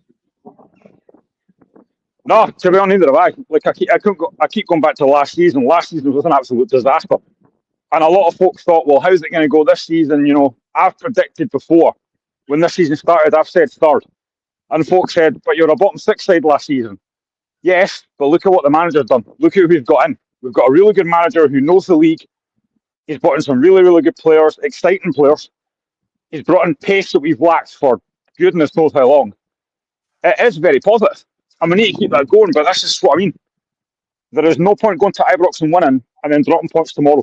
That's what we've just got to keep on winning. And then it sets us up perfectly for that game next week. Seriously, that derby is going to be unbelievable. The one big thing last season, sorry, Ray, I was just to say the one big thing last season was the derby record, and Hibs are leaking goals left, right and centre right now, game. I don't think there's anything away from that. So if Hibs take a bad loss to Celtic tomorrow, I mean, does your confidence skyrocket for that game next week? I don't want to say yes because it's a derby, but probably. Yeah, they are leaking goals, and we are scoring goals. I think we're one of the top scorers in Scotland just now, which is incredible. And I think the big thing for me is as well, we're not reliant on Lawrence Shankland anymore. So it's a case of, even if Shankland doesn't score, you've got other players that are. That's a big thing for me, because we've relied on him far too much. But I think we've scored 27 goals this season in all competitions. Shankland's only got 6 of them. So it just goes to show that we're scoring goals from everywhere just now. And that's a big, big thing for me. See, in terms of Graham, you're talking about next week. Are you going to be there, Graham? Are you going to be at the derby game? No, I couldn't get a ticket for it, so I'll be watching it on Premier Sports. Fair enough. Quarter to the kick-off are always better as well for big games like that, so it should be a good game. Half the crowd's going to be steaming before they even get there. Maybe that's why you've got a better chance of getting a ticket, Graham. Probably, yeah. I'm just so positive in terms of. Is there any players you want to talk about, Graham? Because there's so many players that I've been impressed with. Braga. Just been so impressed with so many of them. Mate, I could talk all day about Cledo Braga, who's also got one of the best songs I have ever heard. Or no, I'm not singing it again because I've done that enough. But he's been unbelievable. But I think as well, I have to look at Stuart Finlay. I think Stuart Finlay's been class so far. He's got 4 goals as well. We know how good a player he is. McKinnis knows how good a player he is. He just gives us something a bit different at the back. He's got pace. He can play it for the back. Personally, I think our best centre-back pairing is Halkett and Finlay, if they can stay fit. So there's a lot of positivity around our Hearts just now, and I just hope we can carry that on tomorrow. But knowing that I'm there tomorrow, they'll probably end up getting beat. Just make sure the next time you come to Paisley, you actually bring that supercomputer to try and win the game, because you need to try and improve that record in Paisley. Mate, even now I'm still annoyed by that game. I mean, it's no long before 29th of October, 7:45 kick-off in Paisley, so I mean, the next game's coming soon. Yeah, and the worst thing is, I predicted St Mirren to go through on penalties against Kilmarnock, and I was right. Can you predict us to beat Motherwell in the semi-final, please? Seeing as you're not to a site, no, you're not getting that. No, but again, Falkirk, it's a game that, from an outsider's perspective, we should be. I'm expecting Hearts to win the game tomorrow. You're looking at guys like Kisrides and Braga, and look, I'm not trying to take any shots at Falkirk and try and bring them down, because they've had a lot of success and positivity recently. But if you're going to score a few goals against a team, it's probably going to be against a team like Falkirk at home. I'd like to think so. I hope. I say this all the time about Hearts, so I just want to see us start the game well. We did that at Ibrox, played really well. Hopefully we can do that tomorrow. I think we start games far too slowly, but Derek McInnes spoke about this. He wants Hearts to be on the front foot, especially at home, and get after teams and press. And he's also talked about the kind of how we win the ball back and the time he wants us to win the ball back, like 5 seconds, which is great. I just think everything coming out of Derek McInnes is just so positive. But I think if we can get an early goal tomorrow, it'll just settle us down, and we could go and score a couple more. But listen, Falkirk could be a threat. I'm intrigued to see how John McGlynn sets up, if he's going to try and come and sit back, or if he's going to have a goal. Because if he tries to have a goal, that'll suit us with guys like Braga and Kisrides in there. Yeah, I'm just going to get a prediction from you, Graham, for the game. I am very confident. I'm going to say Hearts 3, Falkirk 0. I think I'll go for Hearts 4, Falkirk 1. You stole my prediction. I'll go 4-0 to Hearts then. I think it's going to be a cracker tomorrow, Graham, and make sure you enjoy it, mate. I will do. Me and my laddie will be there, so looking forward to it. It should be good. That's good. Are you okay to stay on for a bit, Graham? Are you off now? I am just heading back from the shop, so I'm going to head off just now. No worries, Graham. It was great to chat to you, mate. Aye, Cheers, best of luck boys. tomorrow. Appreciate it. Cheers, mate. Yeah, Graham. Thanks, mate. Bye, guys. Well, it was great to speak to Graham there live from Time Castle there, Robbie. I heard he's just come off the phone to Derek McInnes and the Tony Bloom, discussing tactics for tomorrow. But no, it's always nice to hear from Graham, and I think you can see now, Reagan, the positivity coming for the Hearts camp is just through the roof right now. They've got every right to be excited for this season. Oh, the Hearts fans are buzzing. I think I'm starting to become a Hearts fan in a minute. I'm just taking over with the excitement. But that, like you said, the Hearts game against Celtic on the 26th of October, that's going to be an absolute cracker. Aye, 12 o'clock as well, so that game's going to be in the telly. It's going to be a real exciting one. I think as well, if I had to predict, and I know Graham wouldn't be this confident, but if I had to predict, I think Hearts will be unbeaten up until that game, to be honest with you. I think they'll win the next 3 games, which is also Falkirk. Sorry, Graham, Robbie's just jinxed the whole thing.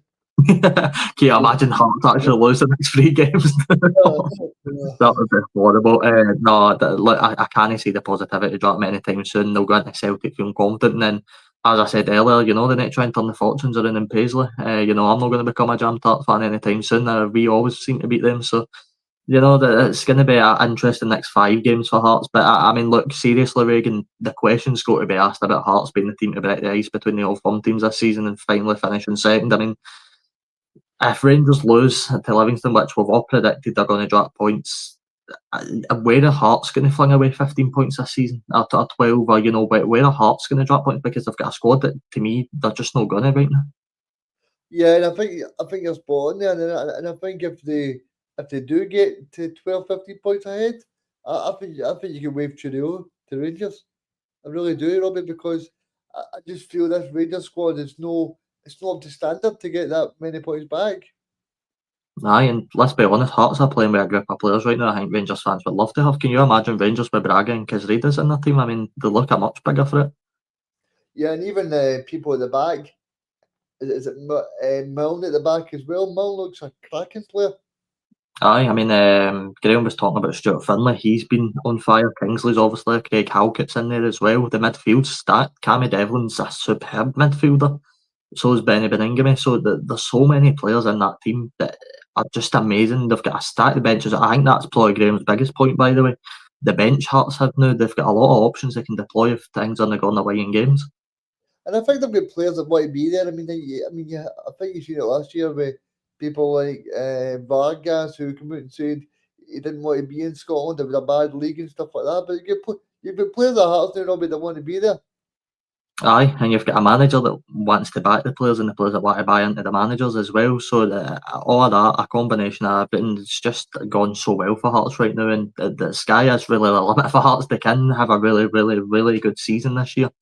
If they just keep that form up. And obviously Graham's right, there usually is a kicker that comes some point, but Reagan, you get that feeling for a neutral and an outsider looking in, that kicker might not come this season. And I think as well, Robbie, you need to be realistic as well and say that Falkirk are playing well, but this is a game you fully expect the Dram Hearts to win. Right, that's why I went for 4-0. It's a game that I look at and I think, if you're I've been pleased gamble responsibly anyway, but if you're a betting man, you're putting money on Hearts to win at home. I mean, that's probably your banker for the weekend. So, I mean, I think I think they should be confident. I mean, look, that's no disrespecting John McGlynn, but just for what I've watched there the last two games, they've got a lot of fatalities at the back. If a teams are really aggressive on them, they tend to struggle a wee bit. So it'll be interesting to see how John McGlynn copes with it. And I think as well, Robbie, they've been behind this season and they've coped really well. Look at the game against Livingston. They were well behind in that game, and then they still come back. Aye, they've got that fighting spirit in them. That Livingston one, and I seen it was 1-0. I was like, that's probably the kicker that the Hearts didn't want. Obviously showed incredible fight the week before that. Obviously coming back against Motherwell being 3-0 down. But they're just showing that spirit going away to Ibrox. I mean, that'll be one of the. I bet you come the end of the season, Regan, that'll be one of the most important games of the season already, and we're only 6 in. I mean, that result was huge for Hearts. So. Aye, they just need to keep building. As Graham said, they've got a tough next 5 games coming up, but if they can keep the form going, then there's no reason why they couldn't come away with results and annoy them, to be honest. Yep, and I know people talk about Scottish football and that, Robbie, but there's so many talking points every single week. So many talking points. We've spent around 17 minutes only talking about 3 games out of the full fixture card. So I mean, that just shows you how much there is actually break down and discuss, and it's brilliant. The game's such in a positive place right now. And Robbie, let's move on to a positive place. St Mirren. St Mirren have been great, mate. You've kept me an hour and 18 minutes to talk about my club finally. Here we go. But no, you were asking me earlier about the Kilmarnock result. I don't think we could be going to a game in any more of a high right now. I think the one stat that sort of blew me away so far with the 3rd best defensive team in the league. Tomorrow, Regan, I'm very, very, very confident facing Dundee. I don't see them as a threat. I know they scored 3 goals into Livingston. I think they've had a very stagnant start. Obviously, the one big game we've watched them in is the Dundee derby, and they did not show up to expectations. I thought Dundee United actually got a very easy win against Dundee. Stephen Presley's obviously recruited a lot. He's brought in a lot of players. I think it's something like 13 or 14 in this window. It's a very fresh squad. They've brought up players for England.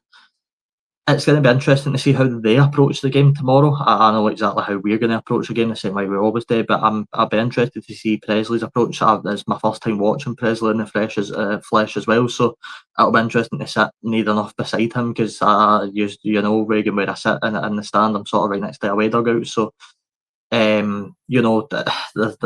a lot of momentum going away into this game.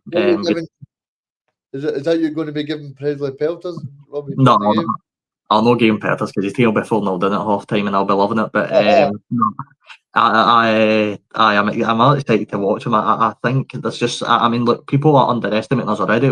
People forget we're unbeaten in 6. We've no lost since the opening game of the season to Celtic. So, so the form Robinson's built, it shouldn't be underappreciated. We're getting into another game where maybe last season I wouldn't be as confident. I think at times last season, we lost 1-0 at home to St Johnstone, and we dropped stupid points to the sort of lesser good teams. And then, that's no disrespect to them. They're there for a reason, to make it hard.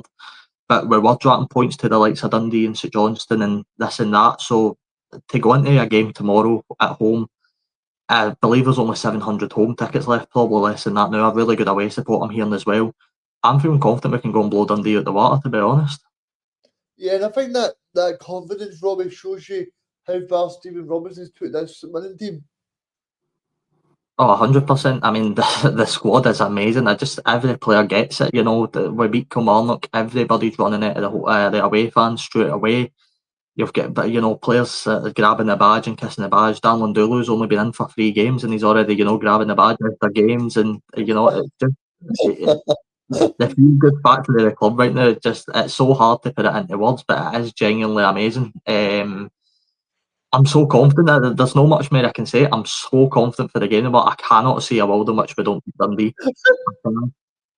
Fair enough, Robbie. I think I did see your old pal Olasanya playing Wednesday night. I did turn on Sky and see Spurs and Doncaster on the telly, and I did see Olasanya, and I did think about you, Robbie. He did. He got some really bad criticism for Doncaster fans. I'm going to assume. I mean, I didn't watch it, but I know you did, so I'm going to assume you watched the same as the Doncaster fans did. I did have a really bad miss. He did have a really bad miss. But there was one save where Anthony Kingsley, the goalkeeper, made a world-class save. And I think if Olasanya is there, he taps it in. It's one of the ones where the goalkeeper makes an outstanding save, but if the striker's there anticipating that the ball's going to come, he would have definitely scored that. And I think it's interesting, Robbie, as well, because just to go on that, someone that played in Scottish football before, but Glenn Middleton was playing for Doncaster as well. Aye, that's a name I've not heard in a wee while, actually. I remember that when he left Dundee United. I thought, to be honest with you, I thought they would have kept him on going into the European campaign. Obviously, I just probably wanted to go down to England, chances locked down there. But Olasanya is interesting, your point, because it's another player, Regan, that shined under Stephen Robinson, another player that Robinson brought the best out of, and his coaching team brought the best out of, and then he goes and he's, for what I'm hearing, he's rightly so getting criticism, he's not been good enough. So, I think that's another word on Robinson, by the way. I think the coaching he puts into these players, him and the coaching team, and the way he gets the best out of these players can't go underappreciated. And I think it was Mark Benson or someone like that. But they went to the training ground a few weeks ago, and it showed you them doing a team meeting. Robbie, I think you've probably seen the video, but it showed you Robinson basically explaining to the players everything about their job, about their responsibility during the match, and it just seemed as if he was fully in tune with what he expected from the players. Aye, and look, there was a good quote for Robinson earlier today. I was reading a couple of quotes for his press conference. He doesn't need to fire up the players that much. That was his big, I think, his key point away for this. He doesn't need to motivate the players because the players are coming in hungry and wanting to fight for their place, so they already are prepared to give their all for this guy, and it just makes his job so much easier. And we have such a good squad, and it's a squad that has only been getting better over the years. The fact we can go in the space, I think it was 8 hours, Robinson said, for learning that Keanu Bacchus was available to bring back up the road to actually getting him back up to Paisley in the space of overnight. It just shows the level where we've come from. That's a guy that was playing with Australia internationally. He was getting a lot of recognition. A lot of clubs were interested in him. So the fact he then feels comfortable coming back to Paisley as well shows just how much the players love the club as well. And I think that's important with a club like St Mirren, because you've seen that way with Kilmarnock under Steve Clarke. Players wanted to be there.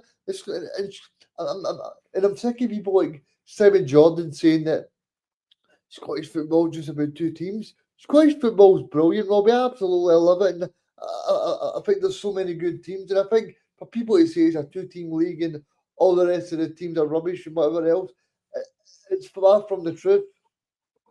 It's just, I mean, it's just usual. It's usual quotes you hear for the English media, and it really is. It's the same old as a lot of people I speak to that only watch English football that were laughing at us when we celebrated getting top 6 and celebrated getting into a semi-final, and These guys I just don't get it fully, to be honest with you. If you watch your game, it's not even a two-team league this season. Rangers are sitting in the bottom half. The Rangers are sitting second bottom.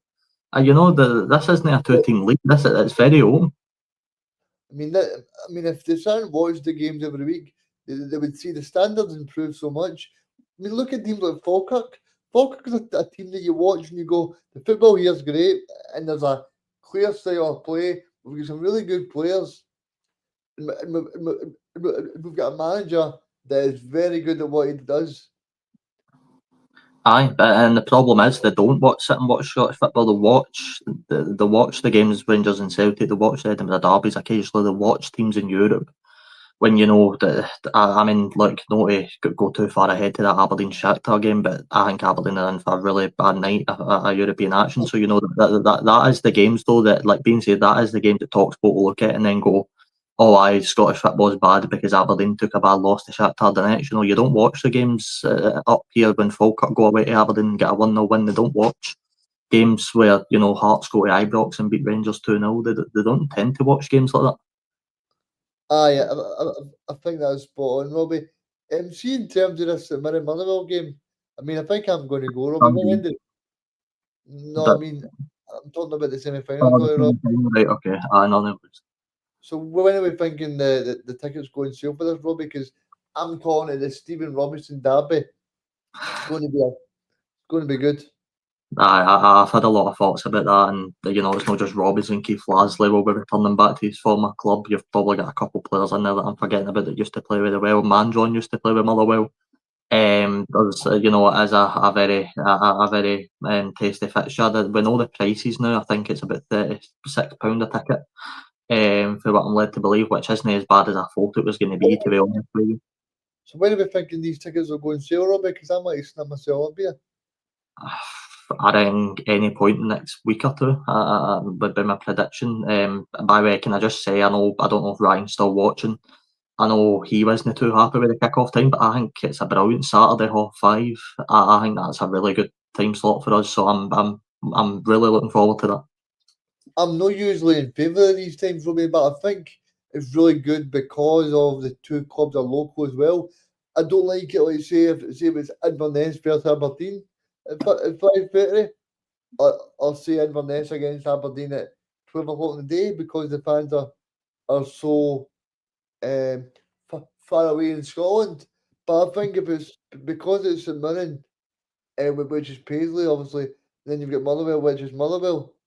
So I think because they're so close to Hampden, I see it make it even better, because I think if you ask any supporter, I don't know what it is, Robbie, but see nighttime football, it just has a wee bit of spice.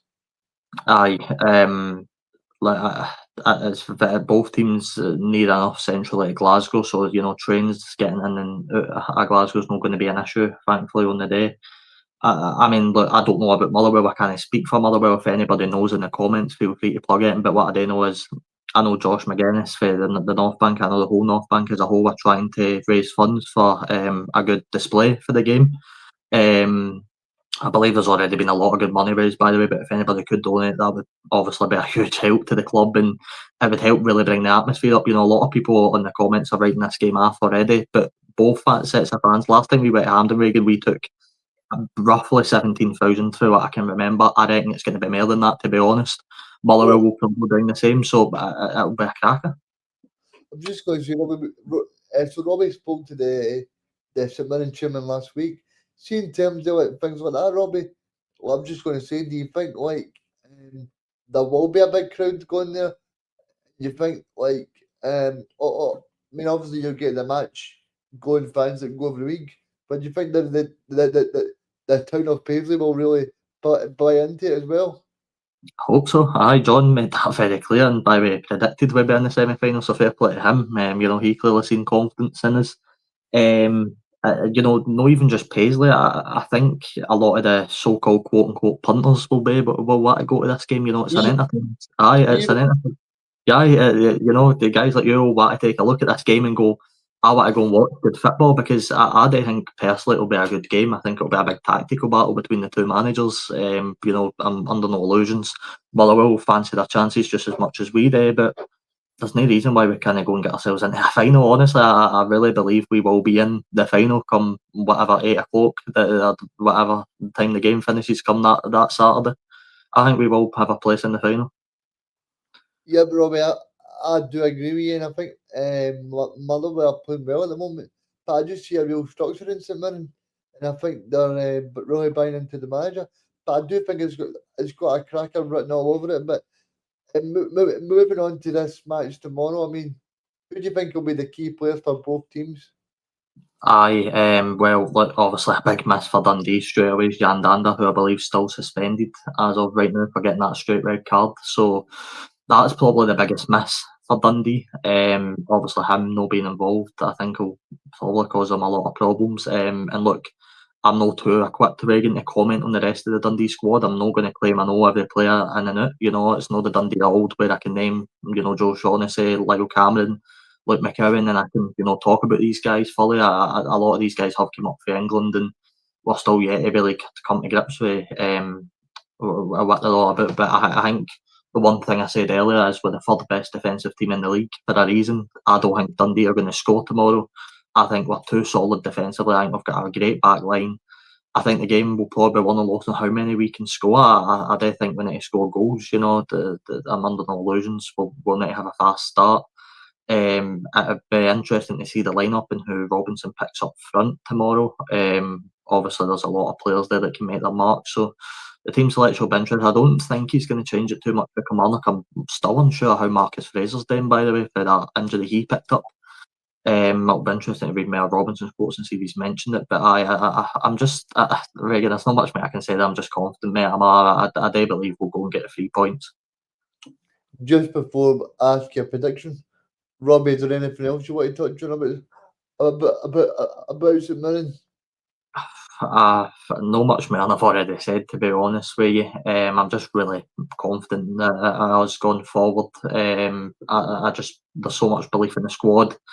There's just everything's gone upwards right now, and I can't see the stall many times in, to be honest with you. So, Robbie, obviously I've seen a wee bit on TikTok where you chat with Jason Naismith, but he seemed to talk about Jack Ross and how good he was. I mean, surely Stephen Robinson's overtook anything Jack Ross done. Obviously, Jack Ross done really well at St Mirren, but I think Stephen Robinson's done amazing. But I want you to just tell the viewers about what Jason Naismith was saying about Jack Ross. aye, Jason, by the way, a complete gent. Like, he's such a good guy to talk to. He's so nice. He's got some brilliant stories, man. He told some really, really fascinating stories. And nearly got into a fight with Jim Goodwin. That was probably Robbie, we'll need to get him on the show. Oh, 100%. Aye, be a brilliant guest, but the one with Jim Goodwin was just amazing, man. But no, he spoke very honestly at Jack Ross, and it was a question I was always going to ask Jason because I did know, you obviously hear a lot about Jack Ross, and I loved him growing up. He was probably my favourite manager when I first started watching someone. Obviously, he was the manager at the time, but just football managers in general, I think he was at the top of the list for a good while. I was absolutely devastated with the way he left, to be honest with you. But you always hear players say how good a manager he is, and obviously the big video that always went around ages ago, Reagan, was when the manager's done the tactical masterclass where they basically sit down in front of the tactics board and break down a game that they won. I mean, he broke down the game that beat Dundee United, I think it was, and just the way he spoke there, it just sounded so nice. But then Jason was like, he's just so honest. He tells you how it is. He's a really easy guy to talk to, and I think he just, I think the big thing Jason took away from Jack Ross was he didn't try and beat around the bush. He just told you how it was. That he didn't sugarcoat it, and so I think that's what made him such a good coach, and why I think a lot of players wanted at that time to play under the likes of Jack Ross. I think he just made it so easy. Robbie, obviously, I know Jack Ross is at Newcastle right now as a kind of coach or a analyst or whatever it is. But do you think he's somebody that potentially could get back into management? Honestly, I don't know, to be honest with you. I mean, he's got a really good role at Newcastle. So does our old assistant manager, Dermot O'Carroll. So, they're both getting on really well down there. But I'd never say probably never, to be honest with you. Obviously, that's coming from me, no Jack Ross himself. Obviously, he'll know whether he wants to step back into management. But I like to see him back in the manager dugout. He's a good manager. I don't know about being back at us right enough. That's another question. But I would like to see him back out of managing. Yeah, Robbie. So I've just asked you finally for a prediction for St Mirren versus Dundee. Aye, Ryan did ask me if I was drinking earlier. I think he might feel I've been drinking me earlier. I'm going to go 5-0 to St Mirren. Oh, 5-0. I'm going to go St Mirren 3, Dundee 0. Aye, I think I said earlier in the week it would be a closer game. I think I maybe went 2-1, but the more the confidence has grown in me, Reagan, I've kept going up, and I think we will get. I think we're due to get a team of hammering again, and I think it will be Dundee. Yeah, I mean, I've spoken to you for a while, Robin. You've been saying that exact thing. You think that St Mirren will basically make sure that somebody gets a big beating. We done it obviously last season to Derek McInnes's Kilmarnock, 5-1 at home. That was probably one of the biggest results I've seen. So, I'd love to have another one. I just think scoring goals is good, but don't get me wrong, if we come away winning 1 or 2-0, I'm not going to be too disappointed. I think as long as we get the 3 points, I'm pretty happy enough, to be honest with you. Yep. Thanks for your insight on St Mirren there, Robbie. It was good to chat St Mirren for a lot there. I could talk St Mirren all day, mate, so it's a pleasure. Now we'll move on to the basket case, I'll call them, of Aberdeen. Aberdeen are away to Motherwell at 5:45 tomorrow, Robbie. What do you make of this game? Honestly, I cannot believe Jimmy Tillene's still in a job. I'm actually pretty stunned, to be honest with you. And it's bad that Aberdeen are yet to score a goal in the league. And I'm going to be honest with you, Ray, I'm not going to give my prediction away fully, but I don't see it. I don't see them scoring here. They just played Motherwell. At Pittodrie, obviously lost in the cup. Another brilliant result for the Motherwell boys, by the way, and they took a really good atmosphere. And I don't know what Aberdeen will take, but I don't know if you've seen the highlights midweek. It has just gone from bad to worse for Tillene, and I'm really surprised, Reagan. He's not been sacked. I don't know about you, but I've really thought it would have happened by now. Yeah, I think they're probably just giving him a bit of time because of David Gray last year. That's the only way I can see it. David Gray started off really badly, and then they got third in the table, Robbie. So I think it's probably to do with that, to be honest with you. Aye, and a lot of people say the cup as well, but in my opinion, Reagan, the league form, you can continue that into last season. 5 wins in 32 or 33 games now for Jimmy Tillene. I mean, that's an absolutely horrendous record. Yeah, I mean, Robbie, I think you're spot on because it's okay saying, well, he's got a bit of a pass because of the final. Well, I'm sorry, but people said the same thing about Neil Lennon because he won a quadruple treble, but he was 20 points behind in the league.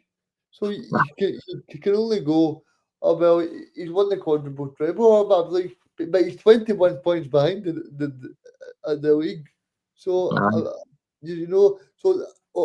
mean, of course, there needs to be context in terms of winning trophies because Aberdeen don't win too many trophies that often. But as well, there needs to be context in terms of being honest. I think Alan McCoy said it as well. Football can be played in paper, but the best way to see football is with your two eyes. And I think in terms of if you watch Aberdeen, I think it just looks slow and pedestrian. I don't think it looks as if it's that kind of joined up thinking. Aye, and the recruitment's been phenomenal. Any other team would be buzzing with the players that Aberdeen have signed in this league, and they are great players. It is for me again. It's the manager. I don't know how Tillene survived this long, even with the cup win. It should never be the case that he should still be in a job. And I was reading the manager odds earlier before we came on, Reagan, about the next managerial appointment for Aberdeen if Tillene was to get sacked. David Martindale's the front runner for the job. which I did find quite interesting. I just don't think Aberdeen fans would accept that. No. Especially because David Martindale seems to have got a lifetime ticket at Livingston as well. Aye. Do you also think at the same time Aberdeen Aberdeen fans when they want to take the foreign approach because it didn't work with Tilling? Well, see, that's kind of interesting because if you're Aberdeen board, right, I know you're saying it didn't work, but Tilling still won them a trophy. Aye. So do they then say, well, it did work in some sense? And obviously, I did listen to some Aberdeen pundits, and they said, well, it worked for the first 7 matches of last season where they were going win every game. You know, so like I think it will be a difficult one for Aberdeen. I probably would have mentioned somebody like Neil Lennon a couple of months ago, but because he's moved down to the Championship, I don't really see that being a kind of real option for him in a minute. But I mean, who else are they talking about, Robbie? Some other names on the list, of course. Stephen is on there. Robinson always going to make the list. Hold on, while I find some more names. But Tony Docks made the list. You've got Kim Helberg on the list. Stephen Naismith, who's recently joined the Scotland coaching setups, on the list. Martindale, as I said a minute ago, Martindale's odds-on favourite if Tilling was to go. He would be considered the front runner. You've got Michael Scubala, the Lincoln boss. You've got Billy McKinlay, current assistant manager at Everton. John McGlynn's made the list. So there's names on there. I think John McGlynn would be a good manager. Aye, I don't think it'd be a bad appointment. I think, in my opinion, Reagan, the next managerial appointment for Aberdeen, like Rangers, should be close to home. I don't think they should go down that approach anyway. I try to pick somebody out for the sort of foreign approach. And you're right, by the way. So I just say that Tilleen did work in spells. He obviously got that massive unbeaten run when he first came in, and then winning the cup. It worked, but a manager needs to be consistent. It's like any other sport. Take darts, Reagan. We're both darts fans. To be good at it, you need to be consistent. You need to be really consistent on the dartboard. Yep, and I think in terms of somebody that's been really consistent, and that's the new Motherwell manager.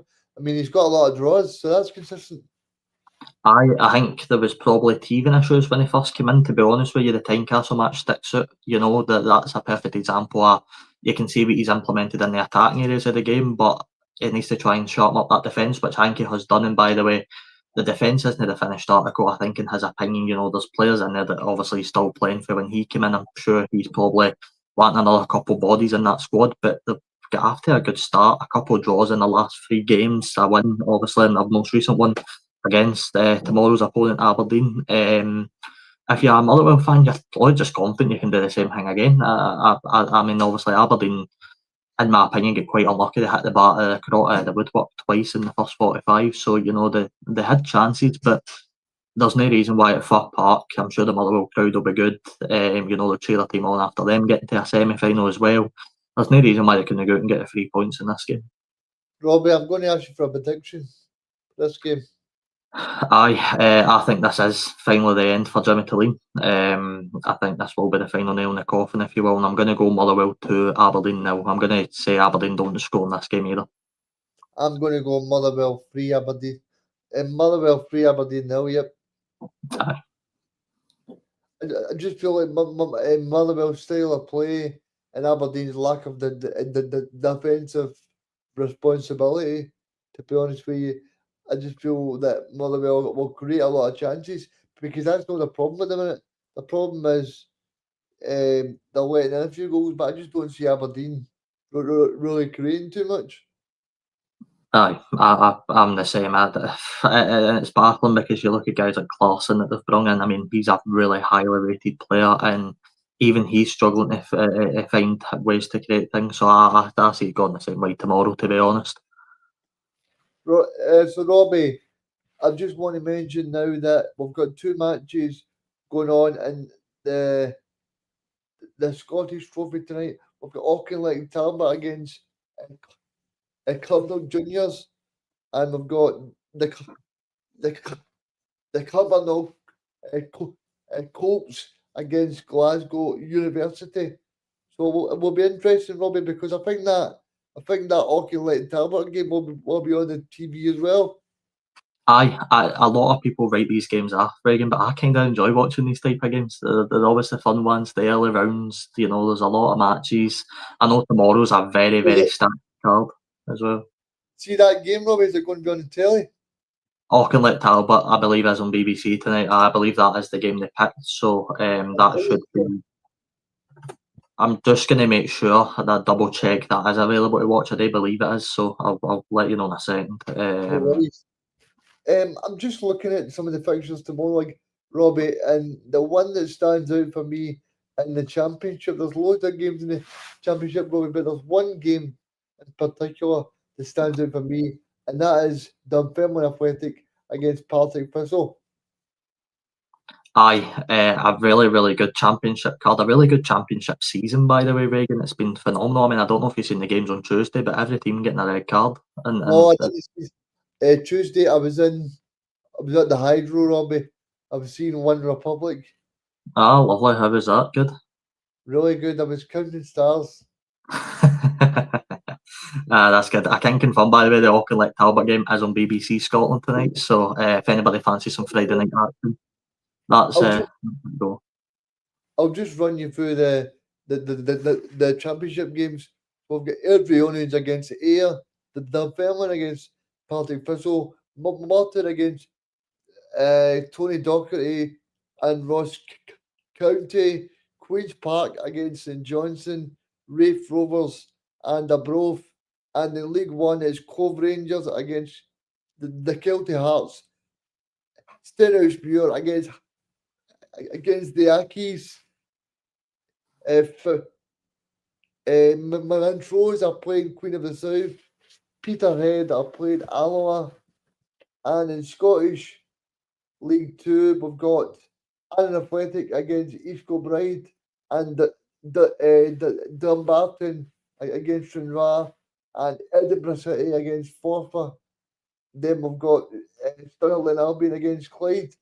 I think the interesting one for me, Robbie, is I think the interesting one, Robbie, for me is obviously you get Cy Ferry and Mick Kennedy over at East Kilbride. Aye, Curtin sitting second in the league as well. Got after a decent start, 4 wins, 2 draws and a loss in the first 7. So they've got after a decent start. A lot of people probably had East Kilbride as odds-on favourite to win the league this year. So it's they're finally sort of getting up there. I think they had a bit of a shaky start, but they've managed to come back. The championship card is where it really interests me. I was speaking to obviously a former regular of the show, Alistair, the other day about the St Johnstone game, and he said it was just chaos. I mean, 2 red cards the last 5 minutes. I think about 6 players get booked overall. I mean, that was mental. As they probably, let's be fair, Reagan, I think they've not to speak too soon. I think St Johnstone have probably wrapped up the championship already. I think they're probably it'll be great to get Alistair back on and be positive. I know he did a lot of family stuff on. He was over on holiday in Spain as well, so he's been so busy. But it'll be good to get him back on because I think last season took out of him because he was on every week. St Johnstone wasn't doing too well, especially under his good pal Craig Levine. I mean, I could only imagine how it must be feeling getting relegated like that, man. Like every week we were coming on, just no confidence in that team at all. Simo Valacari's a good manager.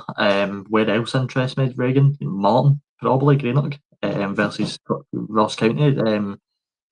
That's a really good Ross County coaching team. They've got Tony Dock, they've got Callum Davidson in there, and they need to start mustering up some results. Have they still got Ronan Hale? Yeah, they've still got Hale. Did you know? See, the thing was, Robbie, right? I was kind of thinking like in Aberdeen or maybe a Hearts would come in for him because I know he's a Celtic supporter and stuff like that, and I think he's got the capabilities of playing at a higher level. No disrespect to Tony Docherty and Callum Davidson, what they're trying to do up in the Highlands, but I just think he's of a better standard, and I think especially if they don't go up this year, because Robbie, I'm totally like you. I only see St Johnstone or Partick Thistle are the ones that I see potentially. I know Partick Thistle's got 2 or 3 matches in hand. I think that's right. So Aye. I'll be hoping that Partick Thistle can win them to try and make it a bit more competitive, because I don't want to see the championship, because I loved it. Rob, remember a few years ago when Queen's Park and um, Brough and all that were top of the championship. You'll get Ayr as well. I mean, and then you had Dundee as well, and Dundee won 4-3 in the last game of the season. Aye. There's been some great moments in the championship. They've obviously got the Pals, Dunfermline there, doing all right. I know they just took a loss at home to Ayr. They'll obviously want to bounce back, Neil Lennon, for that. But I think the big talking point for me is Ross County. It's such a weird situation. They've got a great squad there. They're dominating games. They obviously last game lost at home to Queen's Park 2-1, which is just baffling. I mean, Reagan, how many times when they were in the Premiership did we come on their show and go, oh, Dingwall's a tough place to go, Rangers or Celtic or anybody else might go there and actually struggle. And now, teams like Queen's Park are gone there, and no disrespect to Queen's Park, but Ross County should be looking to try and beat teams like that at home.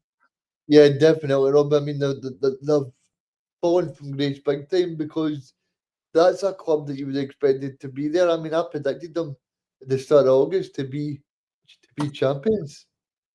Aye, a lot of people did. I think it was always between them and St Johnstone, to be honest with you. And now you're not even putting Ross County in the picture, to be honest. Aye, I mean, it's great. Just finally, Rob, will you be watching it in the Ryder Cup? I know there's a few Scottish guys playing there. Bob McIntyre.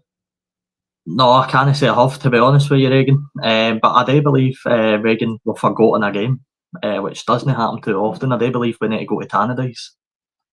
Oh, yes, so we do, Robbie. Who's Dundee United playing? Dundee United, Kelly. They're playing Kilmarnock. Sorry, Dundee United and Kilmarnock fans. We really do apologise.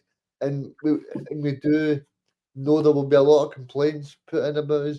But Listen, it's been a long 2 hours, it's fine. It's been a long 2 hours, and I've been buzzing about Hearts. I've been buzzing about St Mirren. I've been buzzing about Celtic, and I've been buzzing about Russel Martin taking Rangers away to Loch Lomond. It's been a busy few weeks. But Robbie, talk to us about this game. Dundee United are playing at home. Aye. To be honest with you, Reagan, I've not watched too much of Jim Goodwin's men this season. Obviously got the fortunes of watching Kilmarnock last week. I'm interested to see how this game will go. I think if you're looking at a game potentially finishing a draw, this might be your pick.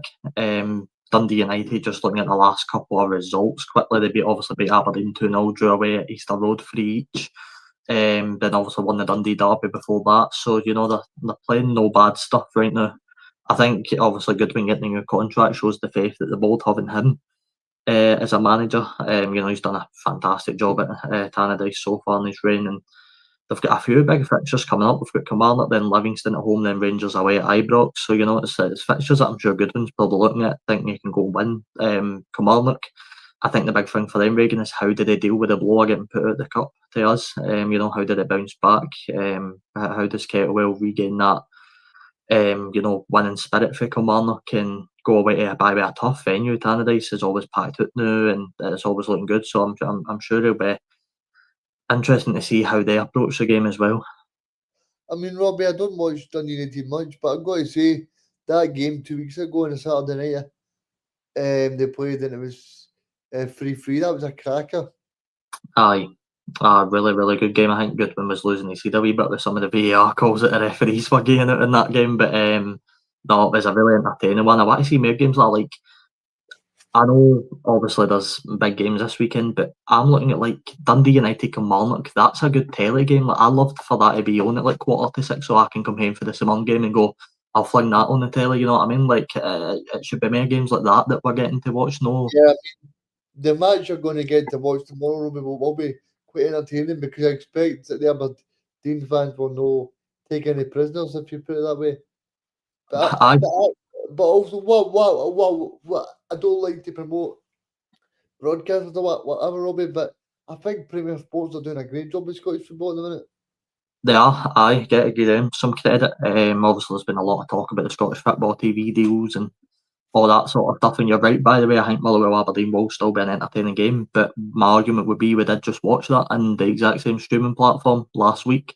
So it's almost like watching the same game. You know, I've actually a bit of variety. I don't think I've got to watch the Kilmarnock this season. I obviously go to watch them on Friday, but on actual telly yet. I could be wrong. I think they played Celtic once, but I want to see. I want to see games like this. Like, you know, I want to see, like, as much as people call teams like Livingston, Dundee boring, like, I want to watch these games on the telly. That's what I want to watch. You know, I'm a Scottish football guy. I love watching all games. So the teams that I don't get to see as often, you know, I get to see Livingston 3 times when they play us, and that's really about it, to be honest. So I want to see teams like Livingston, teams like Dundee on the telly more, and teams like Kilmarnock and stuff like that. I want to see a lot more. But you're right. What we've got right now is good. The Premier Sports stuff has been phenomenal so far, so I'm not going to complain too much. Yeah, because even when Sky were showing the games last year, the Edinburgh Derby wasn't even getting televised by Sky.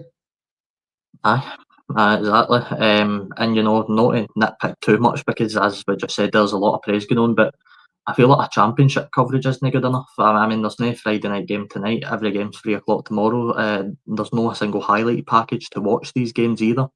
So, you know, that just wee things like that. I just love to see things like that introduced where we can watch, maybe even if it's just the highlights of these games so we can see, because I bet you there's some phenomenal matches. I mean, there was 2 there on Tuesday, as I mentioned.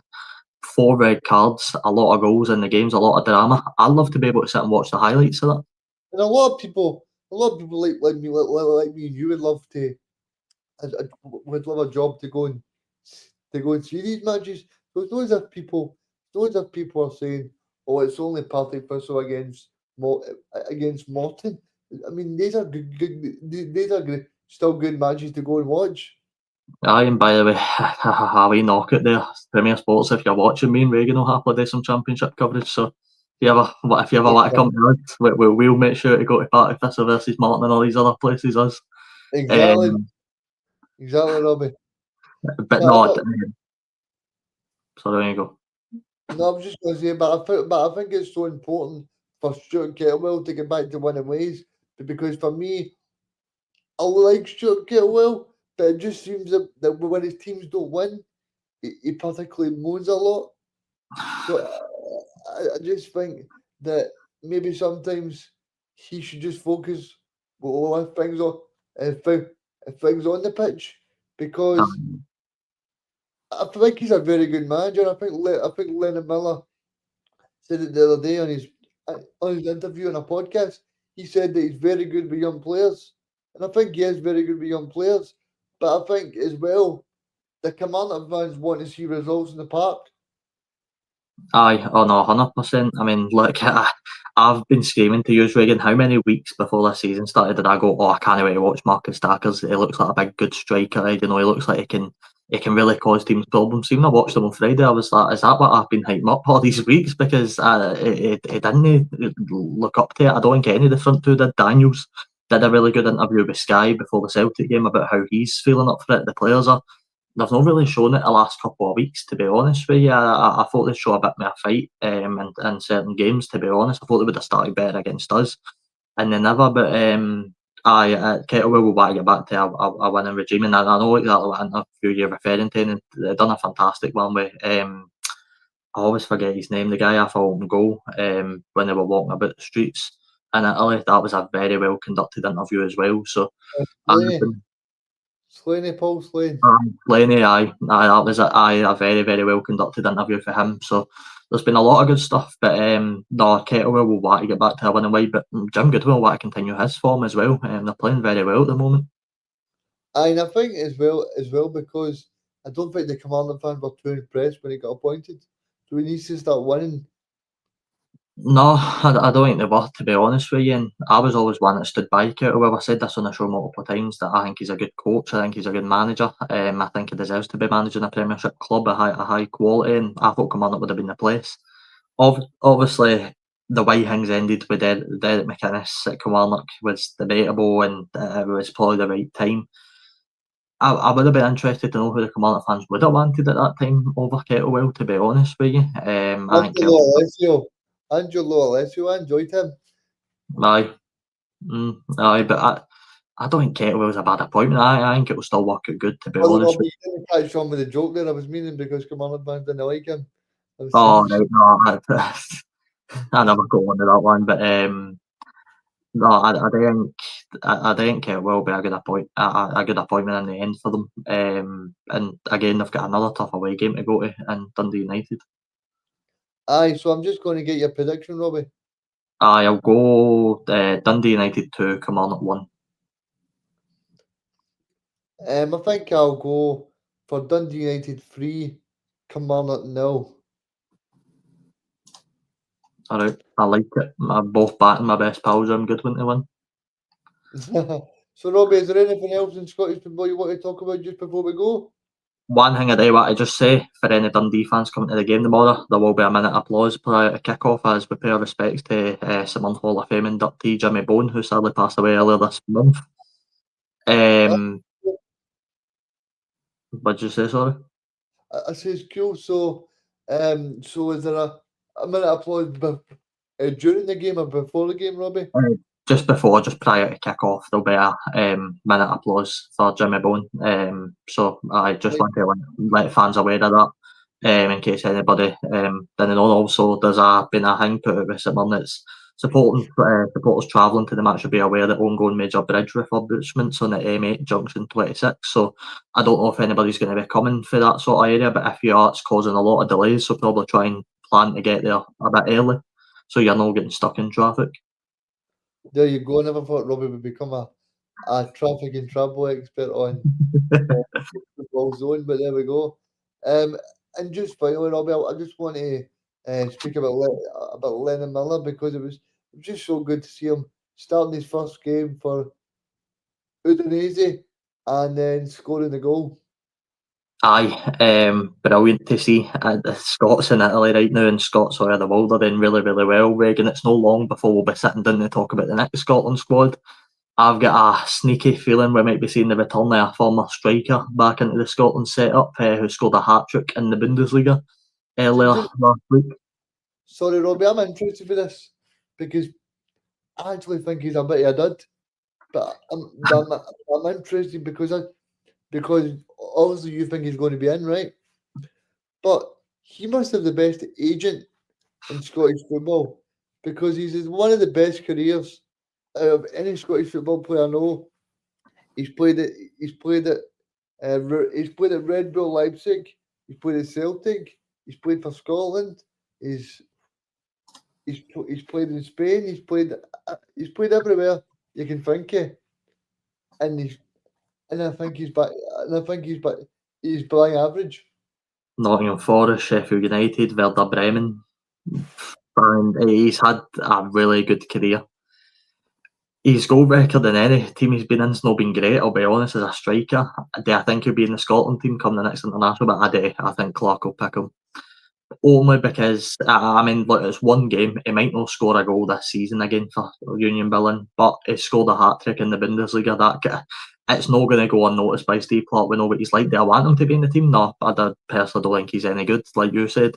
I think he will be. Unfortunately, I think we might need to deal with Ollie Buck for the international campaign, to be honest. And who knows, by the way, he could come out in these games and score in the next two games and the most important ones and help us get to the World Cup. Who knows? The only thing I would say, Robbie, is whose place is he going to take? I don't think he plays. Aye, you're right. I don't know who he'll replace. I don't know if maybe Clark will drop Kieran Bowie at the team. He's not really hit the form since. Sorry, Robbie. I was thinking you were meaning he was going to come in the actual starting 11 there. All right, no, I don't think he'll be in the starting 11. I think that would be very rogue for Steve Clark if he managed to get into the starting 11 now. I don't think he'll be in the squad. I think he'll get picked by Clark, and I think he will probably pick him with Kieran Bowie because Bowie's no really hit the heights since before the last international break, as we maybe thought he was going to. And that's no bringing down the young guy. You know, he's still very fresh into the game. He's only going to get better, and he's not going to score every week. Nobody's going to score every week. If you score every week in this league, as we always say, you're going to be playing with Real Madrid soon. So I do think, in my opinion, Clark will pick Ollie Buck. But saying that, Lyndon Dykes has been scoring as well at his club. I know he scored and assisted his last match. Is he going to call back up Big Dykes for the next international break? Yeah, and to be honest with you, Robbie, I prefer Dykes over Che Adams. I think he offers a lot more. I think Che Adams is a good player, but I just think he's just a bit nonchalant. He's a bit too laid back for me. I think if you're looking at Lyndon Dykes, he presses defenders. And see that game we played Israel, Robbie. I'll never forget the game. I think he missed a penalty and he missed a big chance. But see that game, he was outstanding that game. Aye. Look, it's hard to sort of say who I'd replaced him with, but I'd think a guy that's playing in League One in England shouldn't be getting into the Scotland team anymore, and that's no disrespect to him, by the way. He's ended up at that level, and I'm sure he's a good striker. He's got his perks, as you say, Dykes. But we should be progressing as a nation, and I don't know any better picks because we've not got much at good striker options right now. I'm just glad, Robbie, sorry, that McBurney's not started to score a lot of goals. Or even scored the hat trick, because people were saying, "Oh, he was a good striker. He was." I will let you know right now, Reagan. Ollie McBurney's got 6 matches, 3 goals and 3 assists, and I'm pretty sure the goals and assists came in his most recent matches as well. So never count Ollie McBurney back at the picture as well. Oh, Robbie, don't tell me about that. He's let's be honest, he scored 3 goals in the Championship for Hull, so he's playing at a better level than Lyndon Dykes is. I know, but he's one of the worst strikers I've ever seen play for Scotland. I'm going to be honest with you, Reagan. I'll really debate on whether I'm watching the games if that guy can get back in the Scotland team. I just think there should be so many better options. I mean, he didn't even see when he was playing for Scotland. He didn't even look as if he wanted to score. It's a situation where I don't know what Clark's going to pick. You never know at this point, but I just hope we can go to the next international break and get a couple of wins. And I'm sure we'll be back on the show in a couple of weeks speaking about the squad when it's eventually announced. So when are we expecting the squad, Robbie? Is it soon? The squad should be out soon. The next international break, I believe it's 3 or 2 weeks until the next international break. So we should be expecting the squad in the next week or two. I think the 9th of October is when we play Greece, so we should be expecting it. Aye, very soon. Right, Robbie, I just want to thank you for joining me. It's been a very enjoyable 2 hours, but I better let you go now and maybe get a drink or enjoy your weekend, Robbie. Aye, everybody out there, by the way, including you, Reagan. Again, it's always a pleasure to come on and make sure you enjoy your weekends as well. Enjoy whatever football you're going to. I'll be there to laugh at Stephen Presley when St Mirren ultimately win 5-0. My predictions bang on the money, but no, I just enjoy the weekend of football. There's some great games. If you can get along to your local in the Scottish Cup first round, go and support your local, because some of the best games are in these early rounds, and it should be a very good weekend of action, and I'm sure Reagan will be back on Sunday to talk about it. Yeah, should be, Robbie, possibly after the Rangers game. That should be a good time to go, especially if Rangers something happens with Russel Martin. We'll definitely be on. But I think it was a pleasure to talk to you, Robbie, and I'll speak to you again soon, mate. Aye, speak to you soon, Reagan.